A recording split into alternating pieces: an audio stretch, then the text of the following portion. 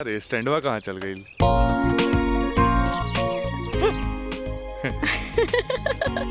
बड़ा धांसू सजीले बा। हाँ चला चली। हाथ तो दा। कहाँ जाएगी है? इधर। हाँ, इधर जगह तो बड़ा झकास बा।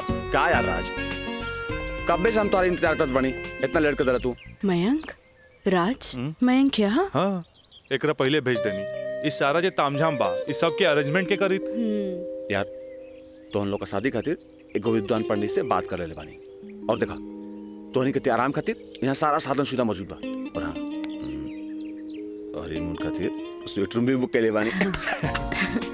और देखा अब हम निकलता नहीं, कहे कि हमारा के मंदिर जाए के बा, और मंदिर जाके पूरा शादी का सामग्री लेके आए के बा। बाप रे, इतना सब तैयारी। अरे शादी की करबा, हमार दोस्त राज का शादी बा। गलत बात। शादी होता हमार सपना के शहजादी काजल के राज के साथ। अच्छा देखा यार, जो तो पैसा दिला ना, सब पैसा खत्म हो गई कुल ताम झाम में। ऐसा करा कि तू 25,000 रुपया और दे दा, क्या है कि बहुत सारा काम बाकी बाबी। पैसा के कौन बात भाई, ये ले। अगर बाबूजी अगर ये शादी करते नु तो लाख के खर्चा लाखों में चल जाई। दोस्त महिम रिश्तेदार पूरा शहर के बुलाते। और वैसे भी तो बाबूजी जब रिसेप्शन पार्टी दी है तो जाई खर्चा बढ़ी। अच्छा हम निकल रहे हैं, बहुत सारा काम बाकी बा। ठीक बा, तू लोग आराम कर। चलो बाय बाय बाय। तो काजल अब तक गला लगईबू नु यहाँ? तो यहाँ के जाना था हमनी के। ओ Raj, I love you. I love. देखो छात्रों, विवाह के लिए किसी स्त्री को विवश करना, व्यभिचारित करना या उत्प्रेरित करना सेक्शन 366 के मातहत आता है। सेक्शन 376 और 375 रेप के लिए है, जिसमें सजा के प्रावधान के बारे में हम आप सबको विस्तृत बता चुके हैं। सर, कृपया हमें 120(b) सेक्शन के बारे में बताएंगे? बैठो काजल, तुमने बहुत अच्छा याद दिलाया। अब तक आप लोग सेक्शन 362 और 361 के अपहरण से संबंधित प्रावधान के बारे में जाना। सेक्शन 120(b) भी 2 या 2 से अधिक व्यक्तियों के द्वारा कोई वैध या अवैध कार्य करने या करवाने को आपराधिक षड्यंत्र कहते हैं। ओह, टाइम इज ओवर। कल इसका विस्तृत ब्यौरा बताएंगे।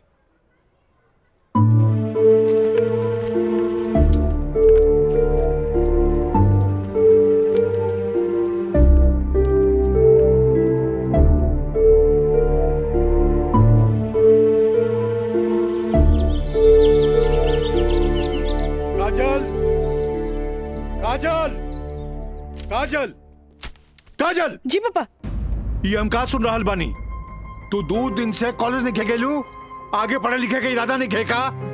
तू अच्छी तरह से जाने लू के खानदान में ग्रेजुएट से कम पढ़ल लिखल के अनपढ़ गिनल जाला। और तू तो अभी तक ले कॉलेज का मुंह ना देखेलू, खाली एडमिशन भइला। अरे हम कुछ पूछा था, हमरे बात का जवाब दो। पापा, वो कॉलेज में पढ़ाई कम और छेड़छाड़ ज्यादा होला। वाह, बड़ा अच्छा बहाना हो गई है। आजकल कॉलेज में छेड़छाड़ होके लगल है। अच्छा ये बताओ, तुहार दादी भी तक कॉलेज जात रही? वो घड़ी इक्का दुक्का लड़की सब भी कॉलेज जात रही। और जब तुहार मतारी कॉलेज जाए लगली तो कुछ लड़की लोग जात रहे। वो घड़ी भी तो लड़कन सब छेड़खानी करत रहे। और आजकल तो कॉलेज में आधे आध लड़कियां सब हो गई। तो तोरा के छेड़खानी के बहाना हो गई। कान खोल के सुन लगा चल, हमरा घर में पढ़ाई लिखाई खातिर कोनो बहाना ना चली, बुझलू? काल से तू कॉलेज जाइबू तो कॉलेज जाइबू, समझ लू कि ना? का समझ लू? ठीक बा, यह कि काल से हम कॉलेज जाए। गुड, ठीक है।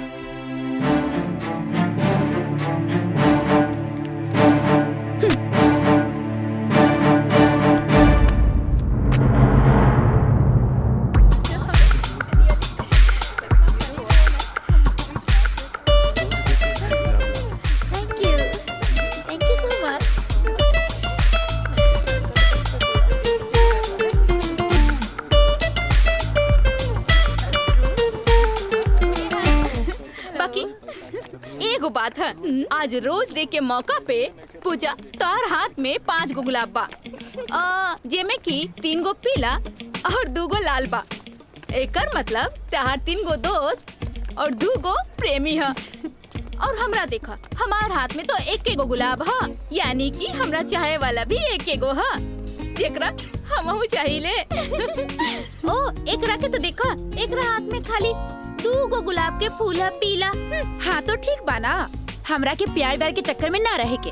तू आपन देखा, हाथ में बंडल भर पीला गुलाब, माने कि प्यार ही प्यार बेशुमार।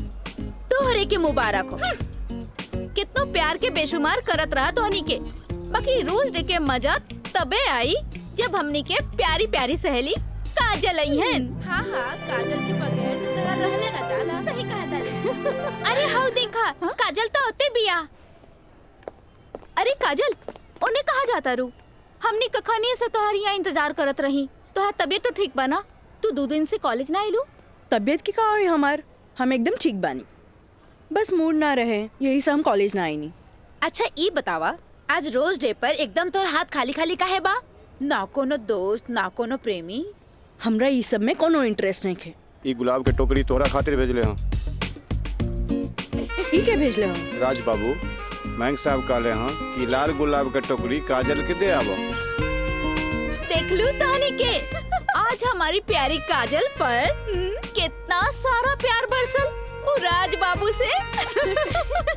लेकिन हम एक बात कही काजल, ई गुलाब के जैसन मुस्कुराइया, बाकी गुलाब के जैसन बनिया मत, काहे कि ई गुलाब के खुशबू एकर फितरत हा, तो मुरझाए लेकर किस्मत होला। तू ठीक कहलू प्रिया, ई राज के बच्चा के तो देखे के पड़ी। अरे देखे के पड़ी। ए भाई, मैच एकदम नजदीक आ गइल बा। बुझात नहीं खे कि हमनी के जीत पावल जाई, समझला?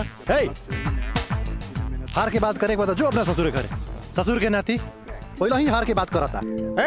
ये देखा तारे, विक्ट्री है विक्ट्री, विक्ट्री हमनी का हो। अरे पिंटू, एकरा के बता कि हमनी जीतब की हारब? जब तक हमनी के टीम में राज बा, हमनी के केहू ना हरा सकेला। केहू ना हरा सकेला।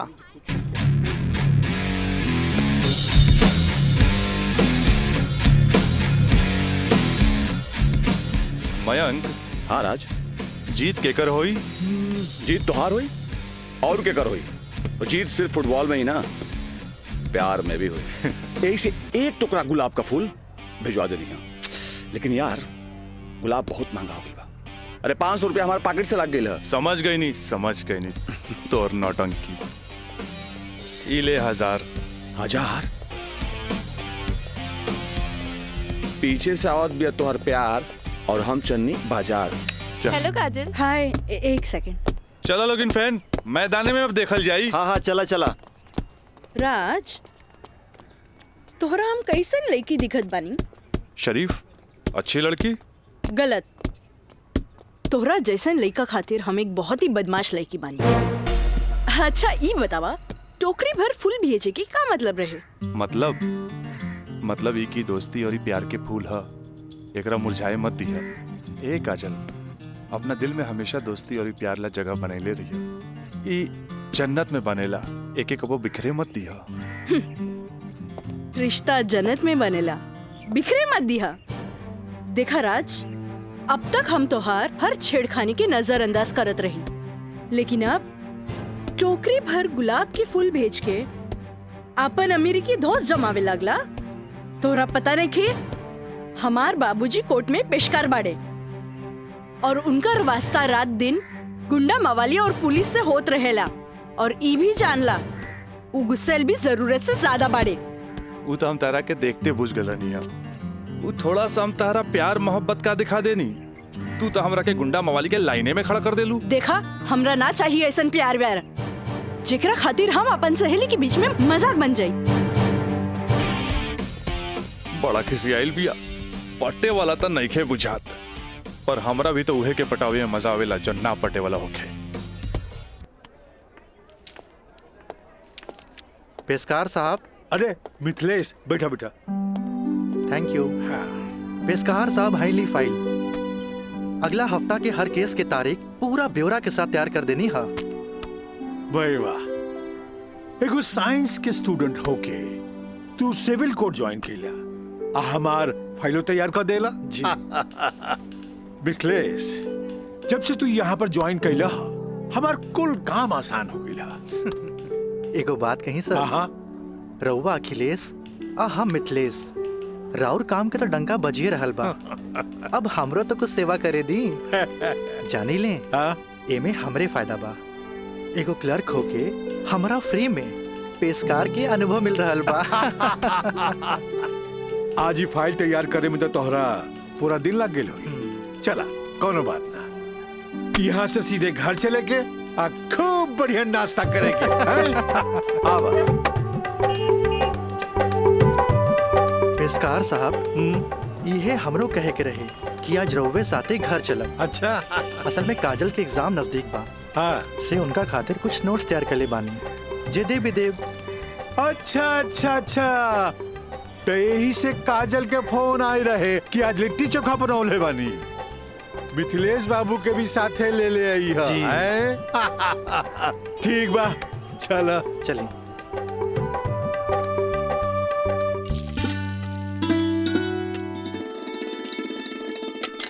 काजल। हाँ माई, बेटा तनी है बैगनवा देख तो।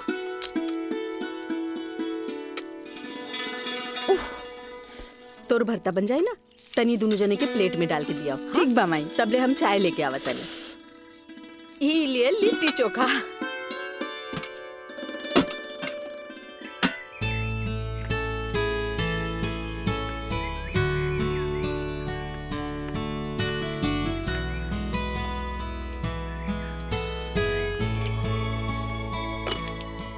का काजल, कैसन बारू? हम ठीक बानी।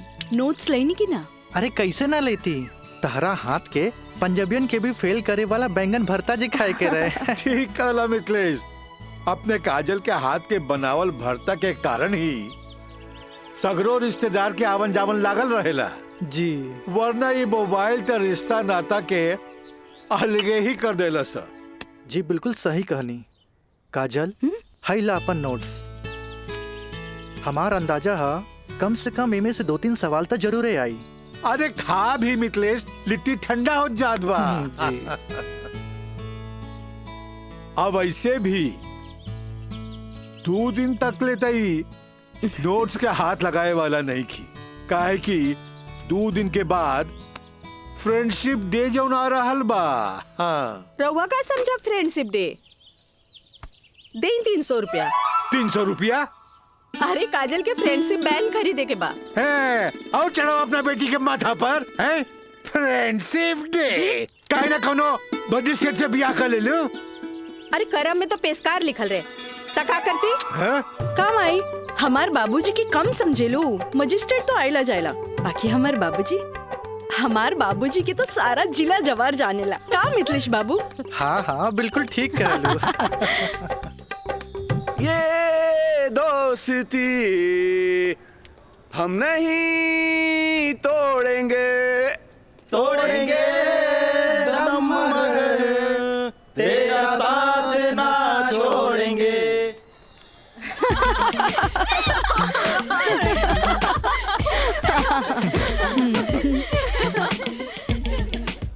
फूल बन के मुस्कुराना भी जिंदगी है, मुस्कुरा के गम भुलाना भी जिंदगी है। क्या बात है। तब मिल मिल के दोस्ती निभाना भी जिंदगी है।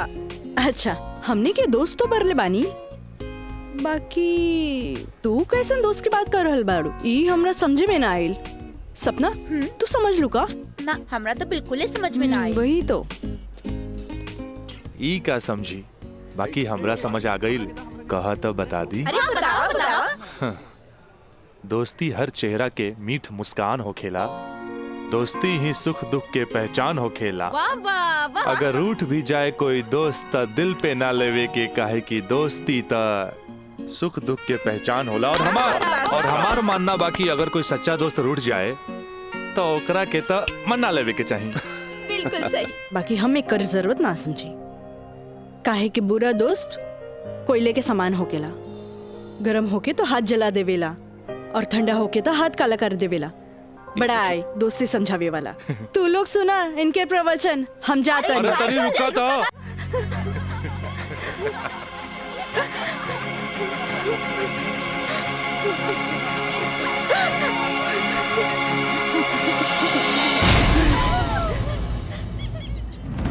ये काजल, तोरा परेशान होके के जरूरत नहीं खे। खबर भेजवैनी हा, राज आपते हुई। May I coming sir? Yes come in. का बात बस सर, आप हमके बुलाई नहीं है? हाँ, ई का सुनतानी हम हो, तोरा जैसे स्टूडेंट के वजह से ही कॉलेज के बदनामी हो जाला।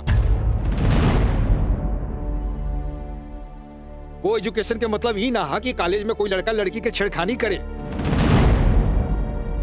लेकिन सर हम कुछ ना सुनने के चाहता नहीं। अब कोई ना कोई स्ट्रिक्ट डिसीजन हमरा लेवे के पड़ी। ठीक बा काजल, तू जा सकेलू। जी सर, थैंक यू। लेकिन सर हम ऐसा क्या कर देनी है कि काजल आपके लगे हमारी शिकायत लेके आ गई है? शुक्र मनावा कि वो हमारा पास आ गईली। अगर पुलिस के पास जईती त सीधे अरेस्ट हो जाता। बुझला, आजकल ऐसन कानून आ गइल बा कि एकरा में बेलो ना मिलेला, सीधे जेल होखेला। बाकी सर वहाँ और भी तो लड़का लेके रहे। हाँ, अरे इहे तो हम कहे के चाहत नहीं तोहरा। और भी लड़की रहे, इहे लड़की के छेड़े के का जरूरत रहे? वो पेशकार के बेटी के मामला बढ़ जाइत त का होइत? तोहर बाबूजी के हम काम मुंह दिखैती। आइंदा ख्याल रखी है, तू जा सकेला। ठीक बा सर, थैंक यू। मयंक भाई, बहुत टाइम लगिल प्रिंसिपल के यहाँ। अरे तो आबते हो ना। का बात भइल? बड़ा टाइम लागत दला। कहत रहले हाँ, ऐसन के काहे पटावेला जौन शिकायत लेके आवे, ऐसन के पटावा जौन शिकायत ना करे। तो प्रिंसिपल साहब गलत का कहत बड़ा? पता ना काजल में का देख लेले बड़ा कि वही के पीछे भागा जात बड़ा। तोहनी के ना बुझाई, हमरा ओकरे पटावे में मजा आवेला जौना के पटावल मुश्किल बा।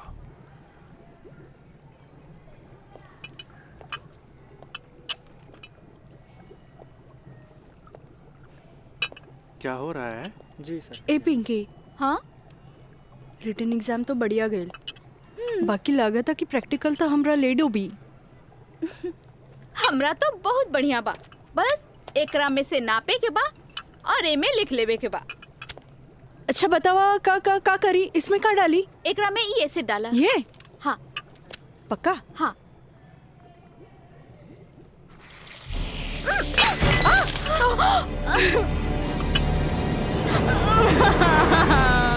अरे काजल! काजल, where are you going? What happened?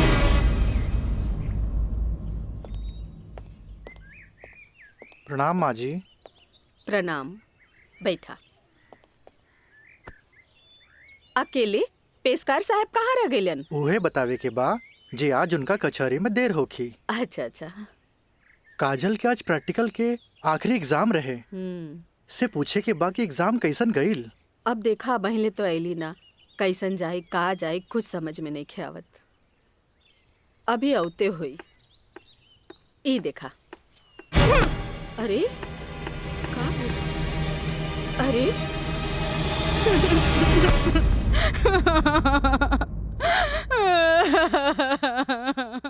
काजल,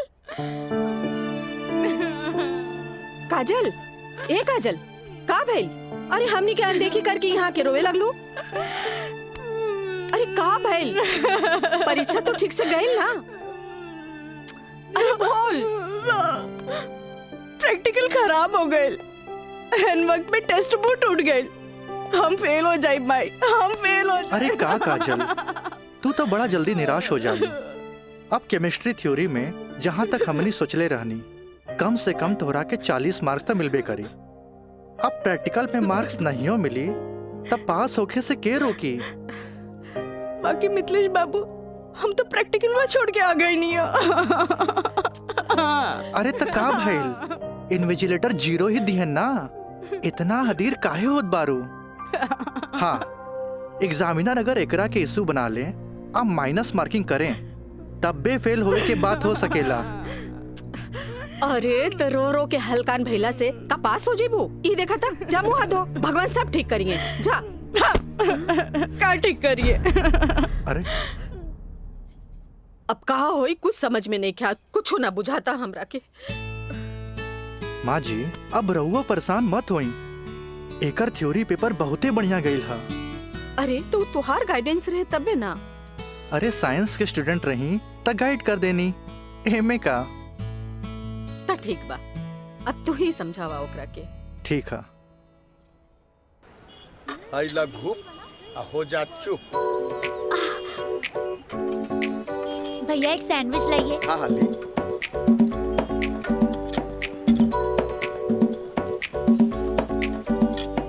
मुझे भी तो दो, और तीखा बा। भैया जल्दी से दो ना, मुझे भी। लेकिन छोला थोड़ा ठंडा हो गया है ना। अच्छा बा, ठीक बा। भैया रायदा, एगो अब हमरा के चाहिए बस। अरे खाना यार, काहे अभी से एग्जाम में फेल हो गइलू का? हाँ, काहे चिंता में बड़ू हो? हाँ, चिंता ना रही का, तोरा नहीं के। Excuse me girls. काजल, तू तो बुझाता कि अभी लेक हमरा से नाराज बाड़ू। अरे नाराज तो हमहू रही तारा से, पर हमरा हमार दादाजी के सिखावल एगो बात याद आ गई। कोई भले ही बोए तोहरा ला काटा, तू बोए ओकरा ला फूल। देखा काजल, तू तो प्रिंसिपल साहब से जाके हमार शिकायत कर देलू, पर हमरा हमार दादाजी के सिखावल उ बात याद आ गई। भाई तो उनकर पोते नू, हम जकरा चाही लेनू ओकर पूरा ख्याल रखी ले, है ने? देखा है ने? और ये बात के पता तोरा बड़ा जल्दी लग जाई, बुझाइल? गर्ल्स, आप लोग के रिजल्ट आ चुकल बा। अच्छा। और ये क्लासरूम में आप लोग का रिपोर्ट कार्ड बट रहल बा। जाई? चल चल चल जल्दी चला। अरे जल्दी चला चल। ए काजल, कांग्रेचुलेशन, आपके केमिस्ट्री के प्रैक्टिकल में 20 में 20 मार्क्स मिलल है। Mister Raj, for your kind information, हम केमिस्ट्री प्रैक्टिकल एग्जाम ही छोड़ देनी है। ऐसे अपन कांग्रेचुलेशन अपने पास रखी। हाँ। Roll number 31। Yes sir.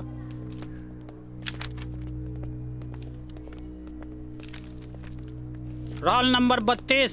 Thank you sir.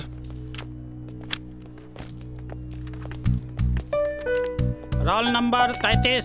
Yes sir. Roll number 34। Yes sir. Roll number 35।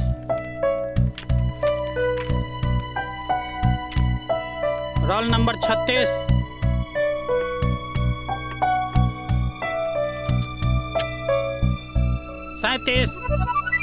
Roll number 38।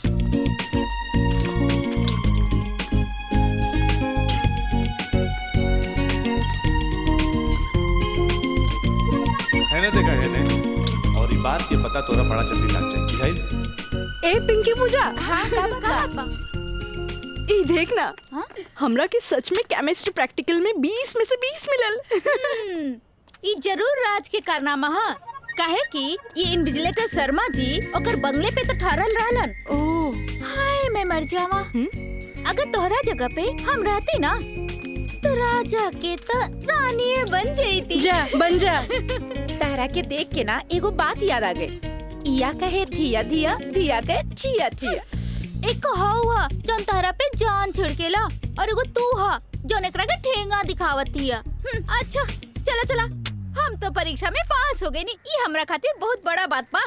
पापा देखिए तो बहुत खुश हो जाइए। हाँ चला चला चला।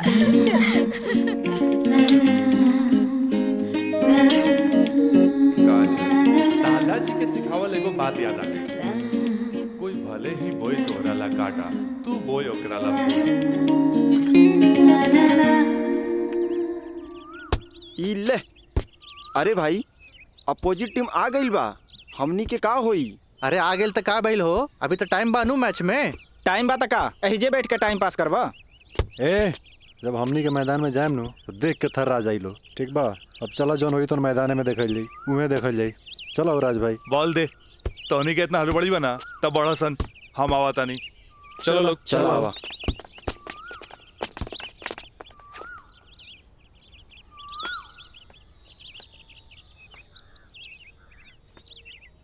सुनो,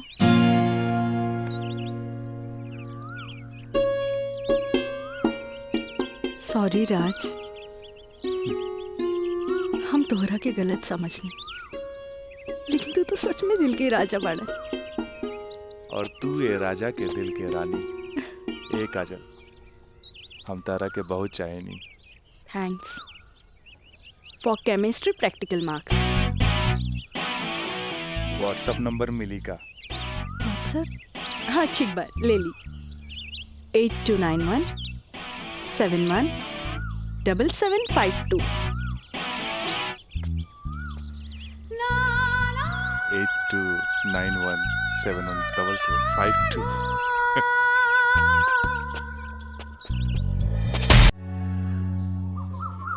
अच्छा ये बताओ यार कि तो हम लोग का प्यार, मतलब हाँ प्यार कब से चला था? काजल, बताओ ना। बाय। काजल, हम दोनों एक दूसरा से प्यार करेले, फिर भी तू हमरा से दूरी बना के काहे रहेलू? राज, हम कोनो ऐसन वैसन लड़की ना है। जब तक शादी ना होखे तब तक हमनी की दूरी बनौले रखे के चाहिए। गुड, तहारी ये आदा हमरा के निक लागेला। हेने सुना? हाँ? देखा राज, तू हमार कोनो फायदा ना उठा पाई बा। एक मिनट, हम आओ तो नहीं।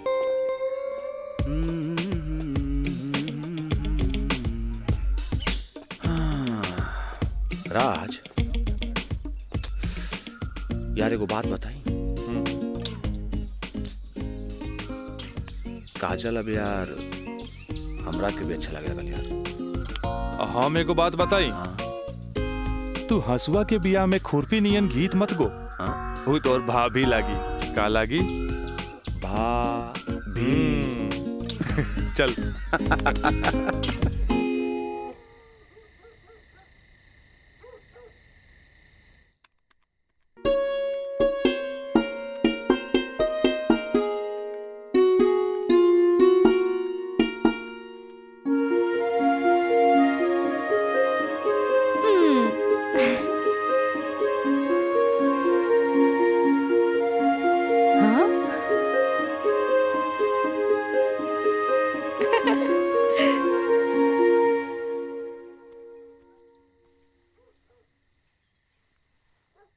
घर के सब काम निपटा ले लूं। हाँ,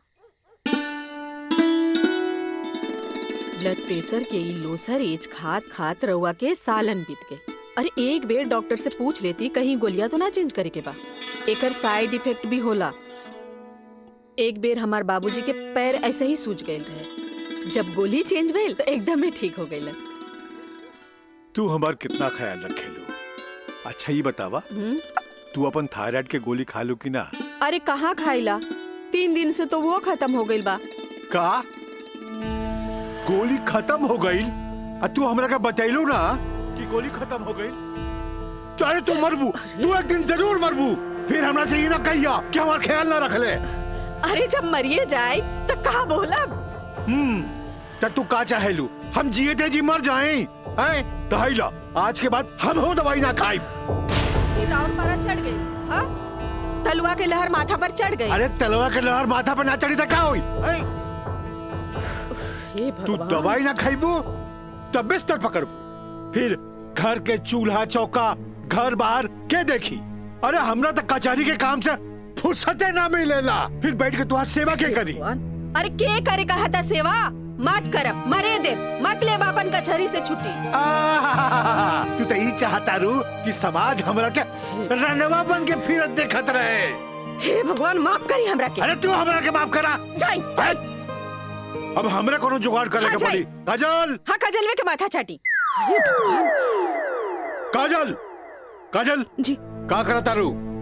पढ़ाई करत रही, वो इंटरनेट से कुछ नोट्स लेत रही। ठीक है काजल, तो क्या हमार के लिए आज से तो हाथ ड्यूटी है कि तू अपना माई के रोज भोरे भोरे थायराइड के गोली देबू। अरे वो तक खुद मरी है और हमने सबके बीमार दी है। कॉलेज आयलू ना? जी बाबूजी। लाइब्रेरी में पढ़ाई खातिर कल संडे है, फिर भी हम जाए। ठीक ना बाबूजी? Good, very good. ऐसा ही पढ़ेगा चाहिए, तब तरक्की करबो।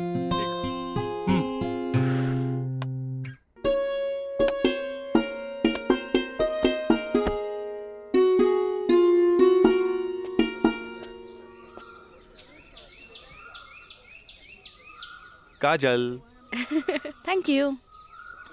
काजल, हम दोनों एक दूसरा के बहुत चाहिए, पर जब हम हमरा फ्यूचर के बारे में सोचिले तो हम देखिले कि हमार बाप के पास बहुत दौलत बा।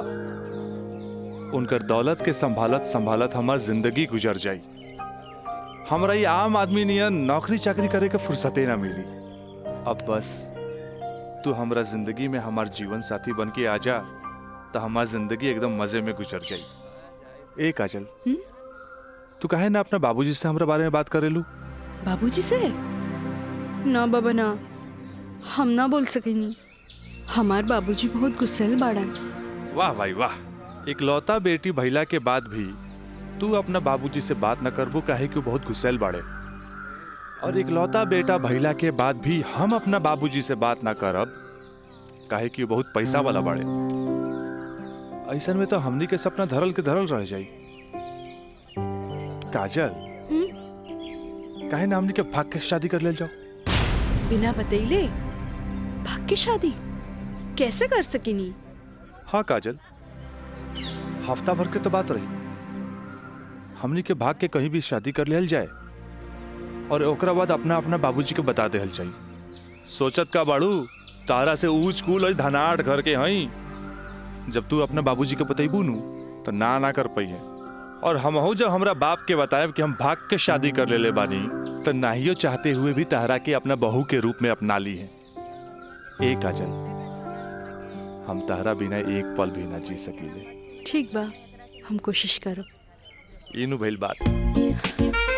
अब छोड़ा हम बाय।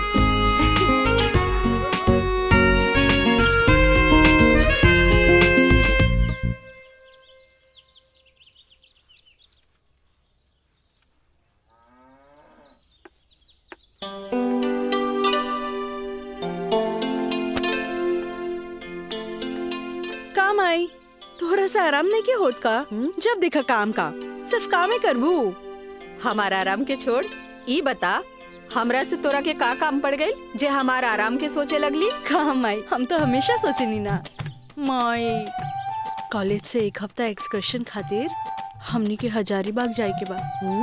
हम डैडी से ये बात नहीं के बोल सकत, परमिशन दिला दे ना माई प्लीज। हमरा के मजौवा के समझ ले ली का? हाँ, अरे हमहू ग्रेजुएट बानी। ई होली में तोरा के कौन कॉलेज लेके जाता? वो होली तो मार्च में पड़ी, अभी तो फरवरी चल रहा बा। एक के हफ्ता की तो बात बा माई, प्लीज माई प्लीज। अच्छा, तोर बाबूजी आज ऑफिस नहीं खे गइलन, मिथिलेश के संगे बैठल बाड़े। कौनो शादी में जाए के बा, चल कोशिश करत आ। Thank you Mai, thank you. Mithilesh, वो कहल जाला ना कि हाकिम के अगाड़ी या घोड़ा के पिछाड़ी ना रहे के चाहे हैं? मजिस्ट्रेट साहब के इकलौती बेटी के बियाह, यही से हम खुद चलता नहीं तो हम न्योता तोरे हाथे भिजवा देती। अरे रउआ चलती तो उनको भी खुशी होत। हाँ, लेकिन हाँ? ई का कहतिया? का कहतिया? अरे कॉलेज टूर पे एक हफ्ता खातिर हजारीबाग जाए चाहतिया।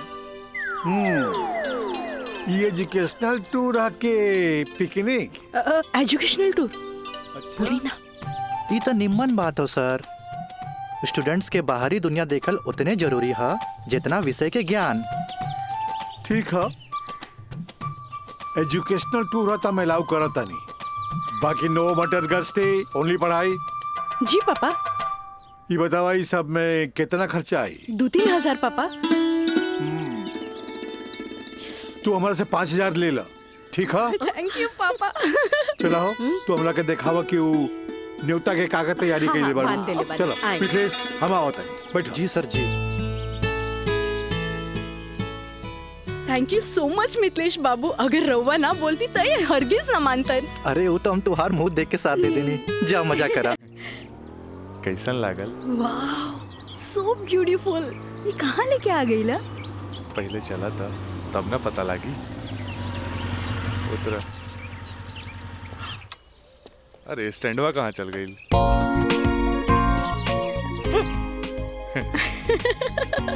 बड़ा धांसू सजीले बा। हाँ चला चली। हाथ तो दा। कहाँ जाए के है? इधर। हाँ इधर। जगह तो बड़ा झकास बा। क्या यार राज, कब से हम तुम्हारा इंतजार करत बनी, इतना लेट कर दे तू। मयंक, राज, मयंक यहाँ? हाँ एकरा पहले भेज देनी। इस सारा जे तामझाम बा, इस सब के अरेंजमेंट के करी। यार तो हम लोग का शादी खातिर एक विद्वान पंडित से बात कर ले बानी, और देखा तोहनी के आराम खातिर यहाँ सारा साधन सुविधा मौजूद बा। और हाँ हनीमून खातिर स्वीट रूम भी बुक के ले बानी। और देखा अब हम निकलता नहीं, कहे कि हमारा के मंदिर जाके बा, और मंदिर जाके पूरा शादी का सामग्री लेके आके बा। बाप रे, इतना सब तैयारी। अरे शादी की करबा, हमार दोस्त राज का शादी बा। गलत बात। शादी होता हमार सपना के शहजादी काजल के राज के साथ। अच्छा देखा यार, जो तू पैसा दिला ना सब पैसा खत्म हो गए कुल तामझाम में। ऐसा करा कि हमरा के तू 25,000 रुपया और दे दा, काहे कि बहुत सारा काम बाकी बा अभी। पैसा के कौन बात भाई, ई ले। अगर बाबूजी अगर ये शादी करते नु तो लाख के खर्चा लाखों में चल जाई। दोस्त महिम रिश्तेदार पूरा शहर के बुलाईते। और वैसे भी तो बाबूजी जब रिसेप्शन पार्टी दी है तो जाई खर्चा बढ़ी। अच्छा हम निकल रहे हैं, बहुत सारा काम बाकी बा। ठीक बा, तू लोग आराम कर। चलो बाय बाय। बाय। तो काजल अब तक गला लगईबू नु? यहाँ तो यहाँ के जाना था हमनी के। ओ Raj, I love you. I love you too. जुबान निकालिए, बंद कीजिए। ठीक है।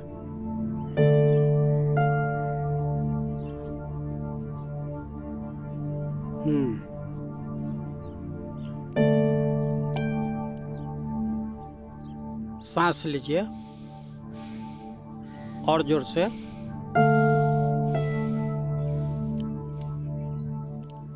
घबराए के कोई बात नहीं खे। ऊपर के बीपी थोड़ा बढ़ गई है।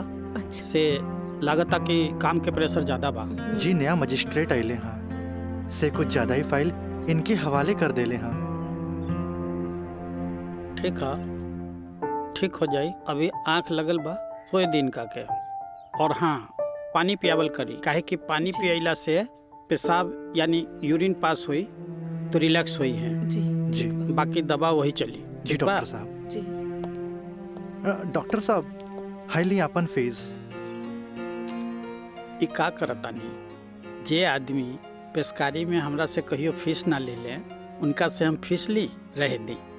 डॉक्टर साहब। Thank you, thank you. प्रणाम डॉक्टर साहब।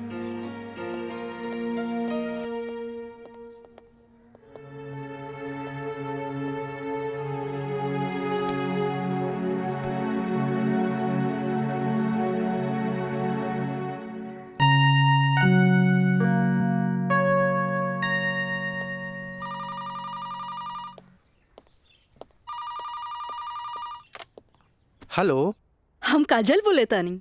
हाँ काजल बोला, कैसन बारो? माई बाबूजी कैसन बाड़न? बाबूजी के तबीयत खराब बा। बीपी बढ़ गई हा, से सुतले बारन, उठाई का? हाँ, नहीं छोड़ दी, यहाँ सब ठीक बा। आप कैसन बानी? हाँ हम तो ठीक बानी। माई के बुलाई का? ना रहे दी, आके हम सरप्राइज दे। Okay bye. Okay bye. केकर फोन रहे? काजल के। अच्छा वहाँ के ठीक बारी। अच्छा खोज खबर लेत रही।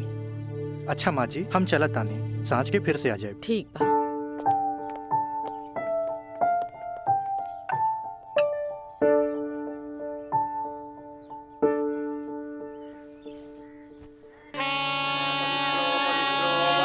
पवित्रो पवित्रो मसि पवित्रो धूर्तमसि एवं ओम मसि ओम ओम ओम पवित्र पवित्राः केशवाय माधवाय सर्वेश्वराय अपितु स्वाहा तत्पुरुषाय स्वाहा ओम नमः स्वदन्ताय सहस्राक्षाय सहस्रपदे पूर्वशे पवित्रमशे सर्वभूतमशे चंद्रमशे ओमाय ओम नमो बुधाय ओम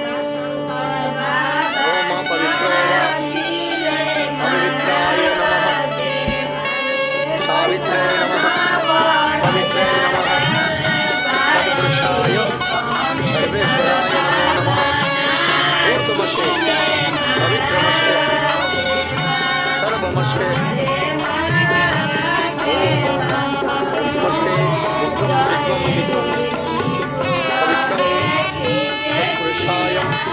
अंबिकाय अम्बे अंबिके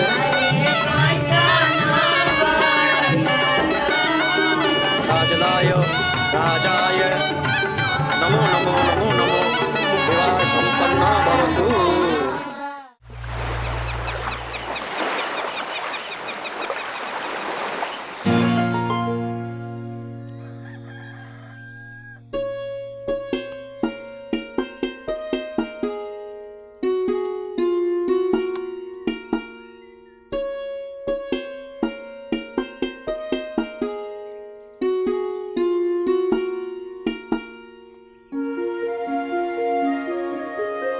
काजल काजल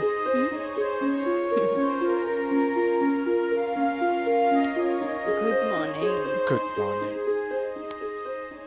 उठे के मन तो हमरो ना करत रहे, पर खाली सुतल रहला से जिंदगी ना नु चली। चाय ले लो। हैं? गर्मा गर्म चाय मयंक अपने हाथ से बनेले बन। ए ओ कुछ ना, सिर्फ भाभी खातिर और ई गर्मा गर्म चाय। काजल इस शादी ब्याह में कुछ ज्यादा खर्चा हो गई। हमरा घरे जाए के पड़ी। वो कहा कि अपने बाप से कुछ पैसा भी ले ले और उनका के इस शादी ब्याह के बारे में बता के पटा भी ले। आखिर तेहरा के ले जाके उनका आशीर्वाद भी तो दिलावे के बा। लेकिन तबले हम कहाँ रहब? अरे यहाँ रहबू, तहारी देवर बानू मयंक। हाँ? का मयंक भाभी के ख्याल रखबे ना? बिल्कुल बिल्कुल ख्याल रखब। ये ले पैसा। अरे और वाह। यहाँ के सब बिल उल चुका दिए। बिल्कुल भाभी टेंशन ले लगा, कोनो जरूरत नहीं के, हम बगल वाला कमरा में बाड़ी। और हाँ तू चाय पी के फटाफट फ्रेश हो जा और जन खाए पिए गई ऑर्डर दे दिया। ठीक ठीक बा। और हम रात के छोड़ के यूं आवता नहीं। तू चल हम आवता नहीं। चल ए काजल, अरे हेने आवा। कल साझे लिख के तो बात बा, हम यूं गई नहीं यूं आई नहीं। और वैसे भी अब तहरा बिना हमार मन कहाँ लागी। अब जाई भी और जल्दी आई। ठीक बा।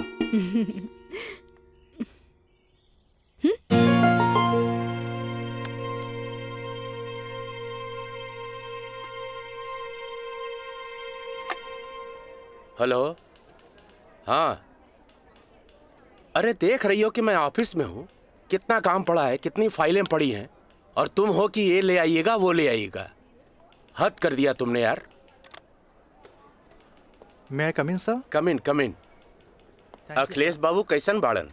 जी बीपी तो कंट्रोल में है, बुखार के वजह से थोड़ा कमजोरी आ गई है, यही से शुक्रवार तक की छुट्टी की अर्जी दे ले हैं। कोनो बात नहीं के, दिन रात काम करे वाला आदमी के अरे थोड़ा बहुत आराम तो चाहिए ना।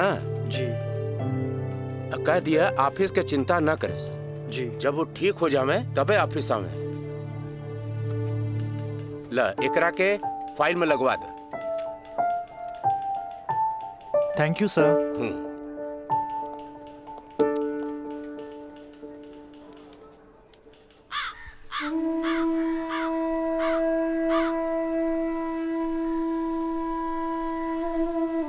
अरे भाभी आइए बेटी।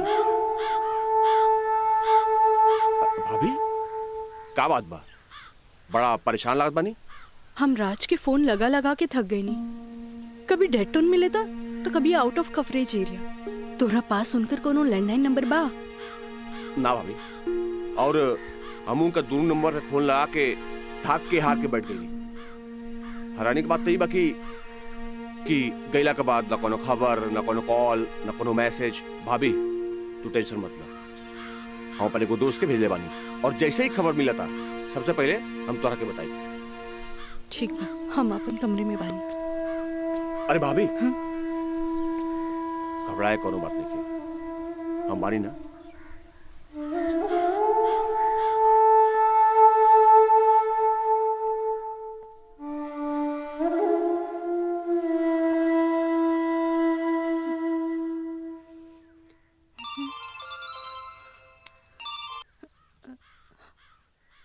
काजल ट्रिप कैसन जा रहल बा? ट्रिप ठीक बा। का बात बा? तोहार आवाज में खनक नहीं खे? नहीं ऐसा कोनो बात नहीं खे। हमार मतलब सब ठीक बा।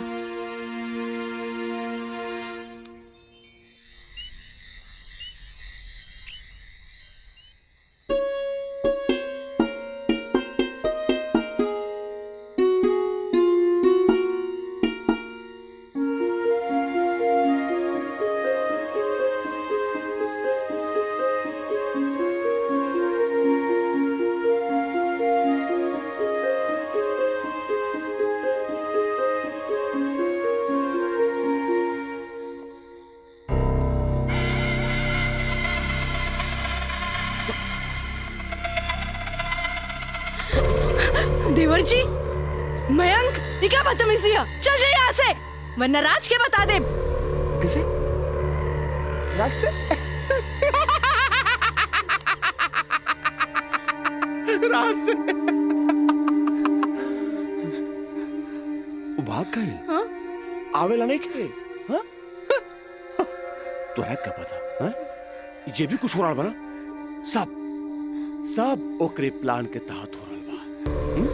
वो तो तोरा के भोग के और भौरा जैसे चूस के भाग गए। काजल, पता बा, जब तो के पहला बार देख ली तो पहली नजर में हमके पसंद आ गई और हम तो के दिल से चाहे लग गई। काजल, आज दिल से चाहे लग गई। तुझे कहा तारा कौन सच बा? सच ना, 16 आना सच बा। ये बात हम तुझे बहुत पहले बता देती, लेकिन क्या करी, ये मेरी हमार मुंह बन के तरस। देखा, तू गरीब, हम गरीब, हम तो क्या अपने काजल? हाँ, हमसे ब्याह कर ला, हम तो क्या अपने, हम तो क्या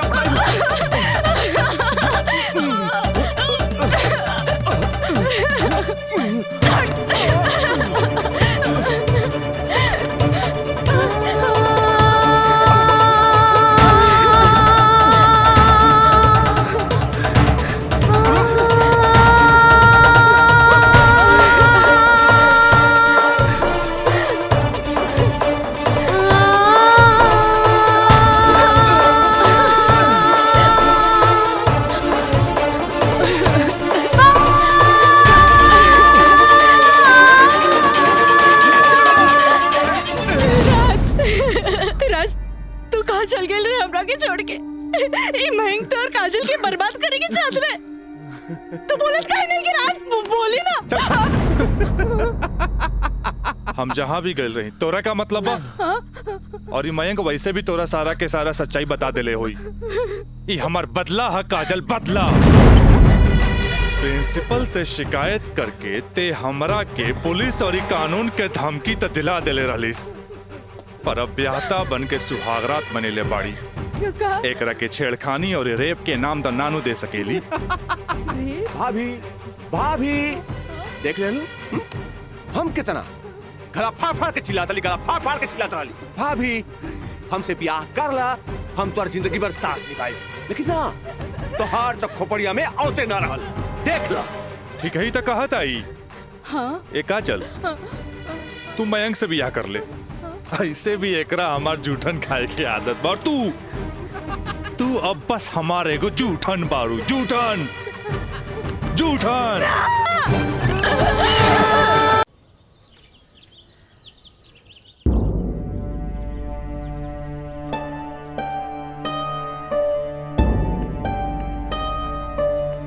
काजल,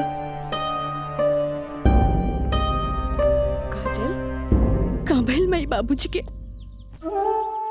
अरे ये ठीक बाड़न, दवाई खा के सुतल बाड़न। रुका, हम उठा देता नहीं। ना मैं रह दे, आराम करी दे।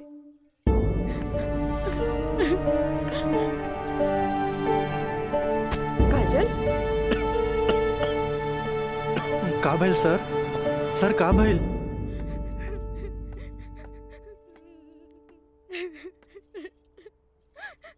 काजल, अरे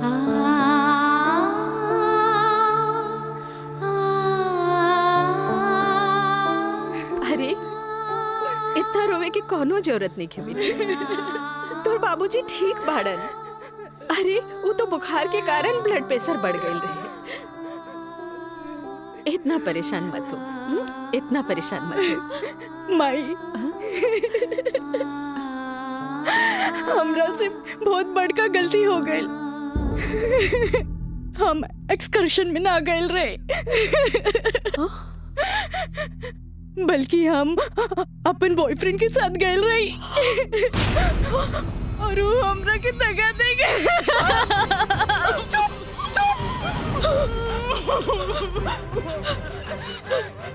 सच सच बता, सच सच बता, का भाई तू ठीक तो बाड़ी ना?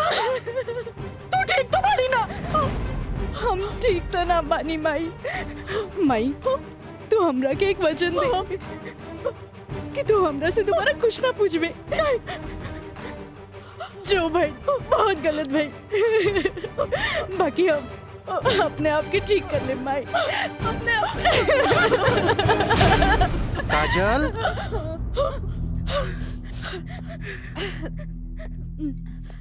काजल, बाबूजी तोरा के बुलावत आ रहे। चलो।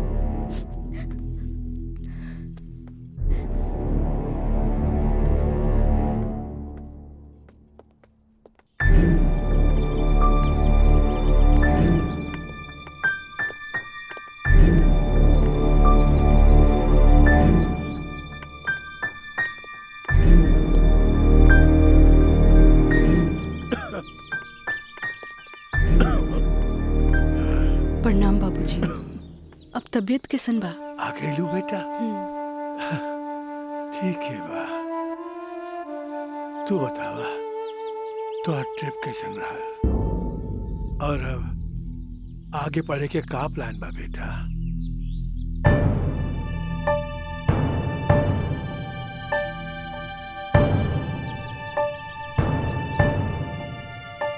बतैलू ना बेटा?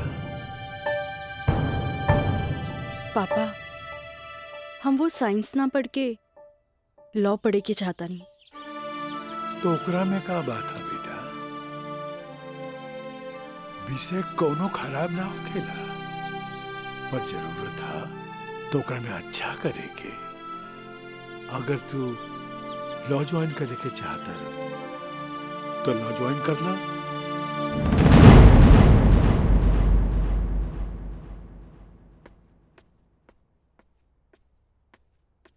का काजल बेटिया, तबीयत ठीक बानू?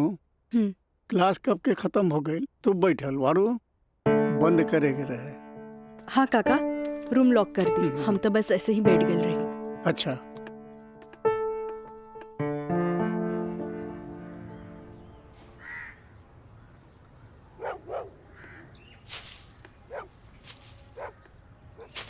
काका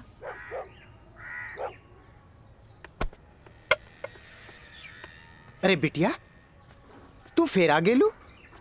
अरे हम कई साल से देख रहल बानी कि हर 3-4 महीना पर तू आ जालू। पर बिटिया, राजा तोहरा से नइखे मिले चाहता। वो बड़ लोग हवन, उनकर जिंदगी में तारा जैसी लड़की की कीमत चाय के कुर्बा के बराबर हा, जे पी के फेंक देवलन। काका तोहरा का लागता कि हमें को फिकल कुर्बा है? नहीं बिटिया नहीं, ऐसी बात नहीं की। जे हम देखिला से बताइनी बिटिया, हम उनकर घर के नमक खैले बानी। फिर भी जब जब तू आयलू हम उनका बताइनी, पर राजा बाबू है कि एक कान से सुने ना और चल जालन। पर बिटिया, हम वहां के नौकर हैं। फिर भी अगर हम तारा काम आ जाई ना तो हम अपना एक बहुत खुश नसीब समझब। काहे कि तू जब जब आवे लुनू हमारा देखल नहीं जाला बिटिया। काका अब की बार उनसे कह दियो कि काजल आखिरी बार आयल रहे, एगो घड़ा रहे जेकर पानी ऊपर तक भर गई।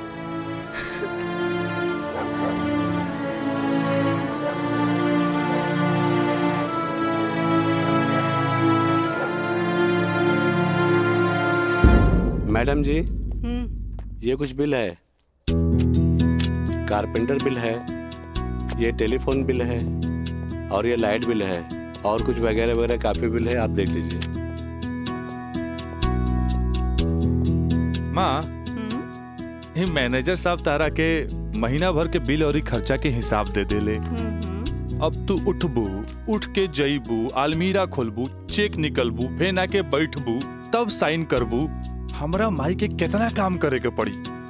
यही ला हम सोचने की काहे ना चेकबुक वाले के हम ही आ जाई। नीमन कैला।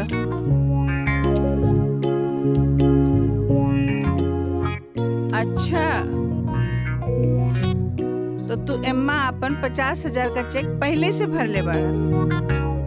तभी तो हम समझे कि माई के इतना मस्का काहे के। माई, अब तू ही बताओ कि इतना अमीर बाप के लड़का हई तो दोस्त महीन के टाइम टू टाइम पे पार्टी तो देहे क्यों पड़ी। ना देव तो हमरा बाप के ना कट जाए की ना।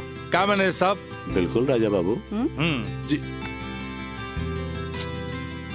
ले अपन बाप का ना कोच कर। इनू भाई हमरा दुनिया के सबसे बेस्ट माई वाला बात। Love you Mai. मैनेजर साहब। जी मैडम। इस सब रसीद आप एक साथ पूरा बिल कह के हमरा के दें। हम एक गो चेक काट देते हैं। जी मैडम। ठीक है। जी मैडम। हमरा ई बात के बहुत खुशी बा कि रवा लोग हमार ग्लोबल कंपनी में इन्वेस्टमेंट करे के चाहता नहीं। ये हमरा खातिर बड़ खुशी के बात बा। बाकी हमरा भी कुछ देखे के चाहिए ना कि हम दिन दुगना रात चौगुना करके रवा लोग के पैसा लौटा दे ताकि मार्केट में हमार साख बनल रहे। Of course. Excuse me gentleman. बाबूजी, हाँ, आप हमरा से वादा कैले रहनी कि आप हमरा नया कार किन के देब। अब हम खटारा हम ना चलाएं, बुझाइल नू। I want new car, okay? Yes, Raja is right. I am witness. Okay, I will buy car for you.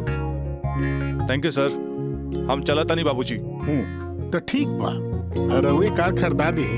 बाकी राउर कार की खर्चा कंपनी के इन्वेस्टमेंट पे दिखावल जाई। Okay, thanks. जेपी साहब, आपका बेटा तो हीरो लगता है। आखिर बेटा के करा हमरे नु। अरे यही तो उम्र में ऐश करे के।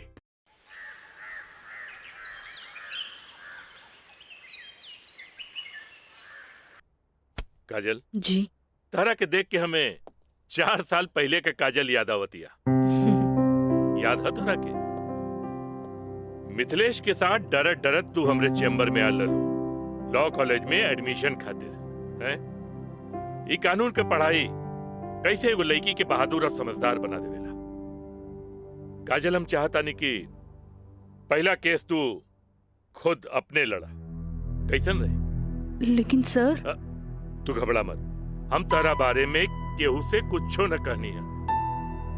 देखा, ये वकील लोग अपने क्लाइंट का सिक्रेसी अपने साथे चिता में ले जालन। बैठा। हाँ, तो केस ये है कि मुवक्किल एक गरीब लड़की है जेकरा के शादी का झांसा दे के पहले भोगल गए और बाद में जूठन की तरफ फेंक दी। वो दहेज के केस न कर सकत रहे काहे कि वो गरीब रहे। वो रेप के केस न कर सकत रहे काहे कि वो अपने घर वाले के मुंह पर कालिक न पोते के चाहते। वो प्रताड़ना का केस भी न कर सकत रहे काहे कि वो घर में कब्बो रहली नहीं। अब वह मुवक्किल का केस तो के लड़े। अब वह गरीब लड़की का केस एक पढ़ा लिखल समझदार वकील के लड़ेगी। काजल, हमरे नजर में तू एक मर्द लड़की बाड़ू। हमें फख्र बा कि तू हमारे असिस्टेंट बाड़ू। आई एम प्राउड ऑफ यू बेटा। जी सर, थैंक यू।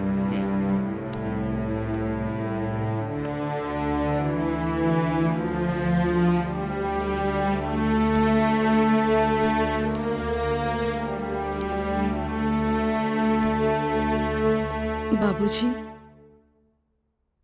लड़की हर मोड़ पे डरत रहेली। अकेले होके तो सुनसान से डर, भीड़ में होके तो लोगन के डर, जब हवा उड़े तो दुपट्टा उड़े के डर,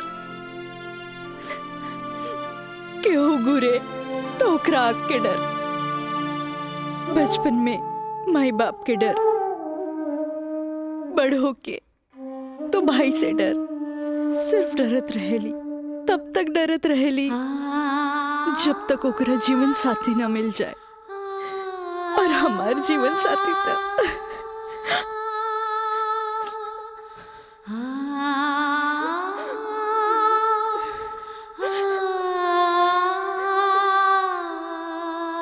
बाबूजी,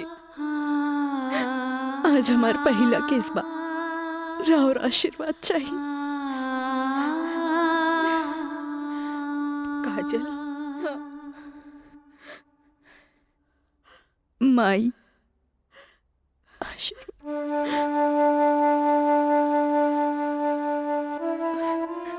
तोरा के वचन तो हम दे चुकल बानी, कुछ ना पूछेंगे। बाकी जौन काम में तू लगल बाड़ा, हमारा आशीर्वाद बा तोरा के कामयाबी हासिल हो। चल।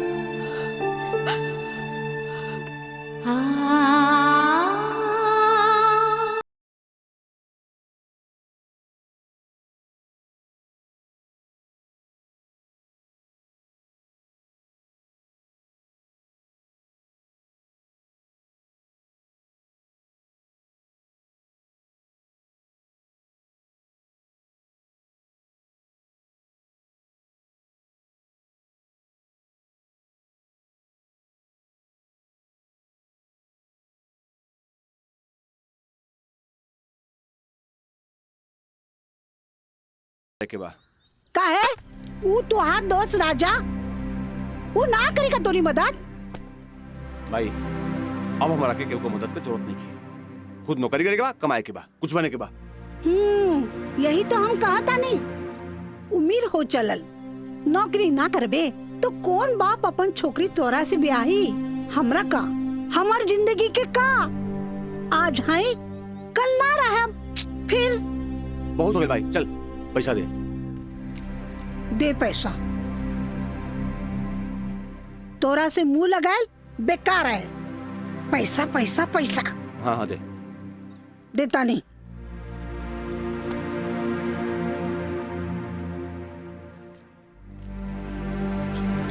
कितना?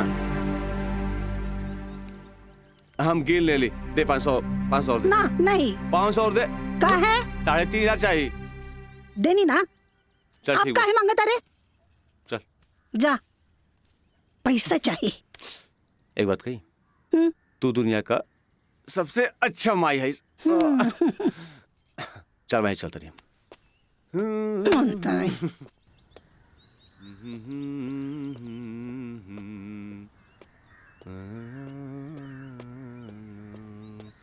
मयंक, काजल, तू इतना दिन बाद यहाँ? हमरा तोरा से कुछ बात करे के बा। चलो कर बेटा। यहाँ ना, चलो कॉफी डे में बैठल जाए। Coffee day? अरे सोचा मत, हम पियाई कॉफी तोरा। चल ठीक। चलो।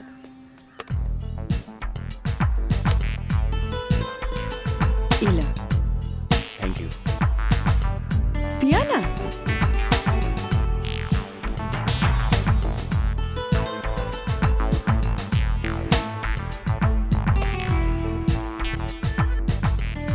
काजल, आज तोरा के यहाँ देख के बहुत अच्छा लगा था। और एक बार बताई, पिछले 4 साल में कौनो ऐसा दिन ना गुजरल, कौनो ऐसा पल ना गुजरल जिसमें तुके याद ना कैलो का। अच्छा कुछ छोड़ा, ये बताओ कि आज हमार कैसे याद है? पहले हम अपन अतीत से लड़त रही, लेकिन अब हमरा लागता कि हमें सेटल हो जाए के चाहिए। बाकी तो ही बा कि के अपना ही हमरा के। अगर तुके प्रॉब्लम ना होके तो हम तो है अपना ही। लेकिन हम गरीब हैं। अरे तो हम कौन अमीर बानी? हम तो गरीब बानी। हम और तू चाही तो अमीर हो सकत है। वो कैसे? हमार साथ दे के। जिंदगी भर साथ दे। ऐसे ना, प्रॉमिस करा। प्रॉमिस। चला। चला। हाँ।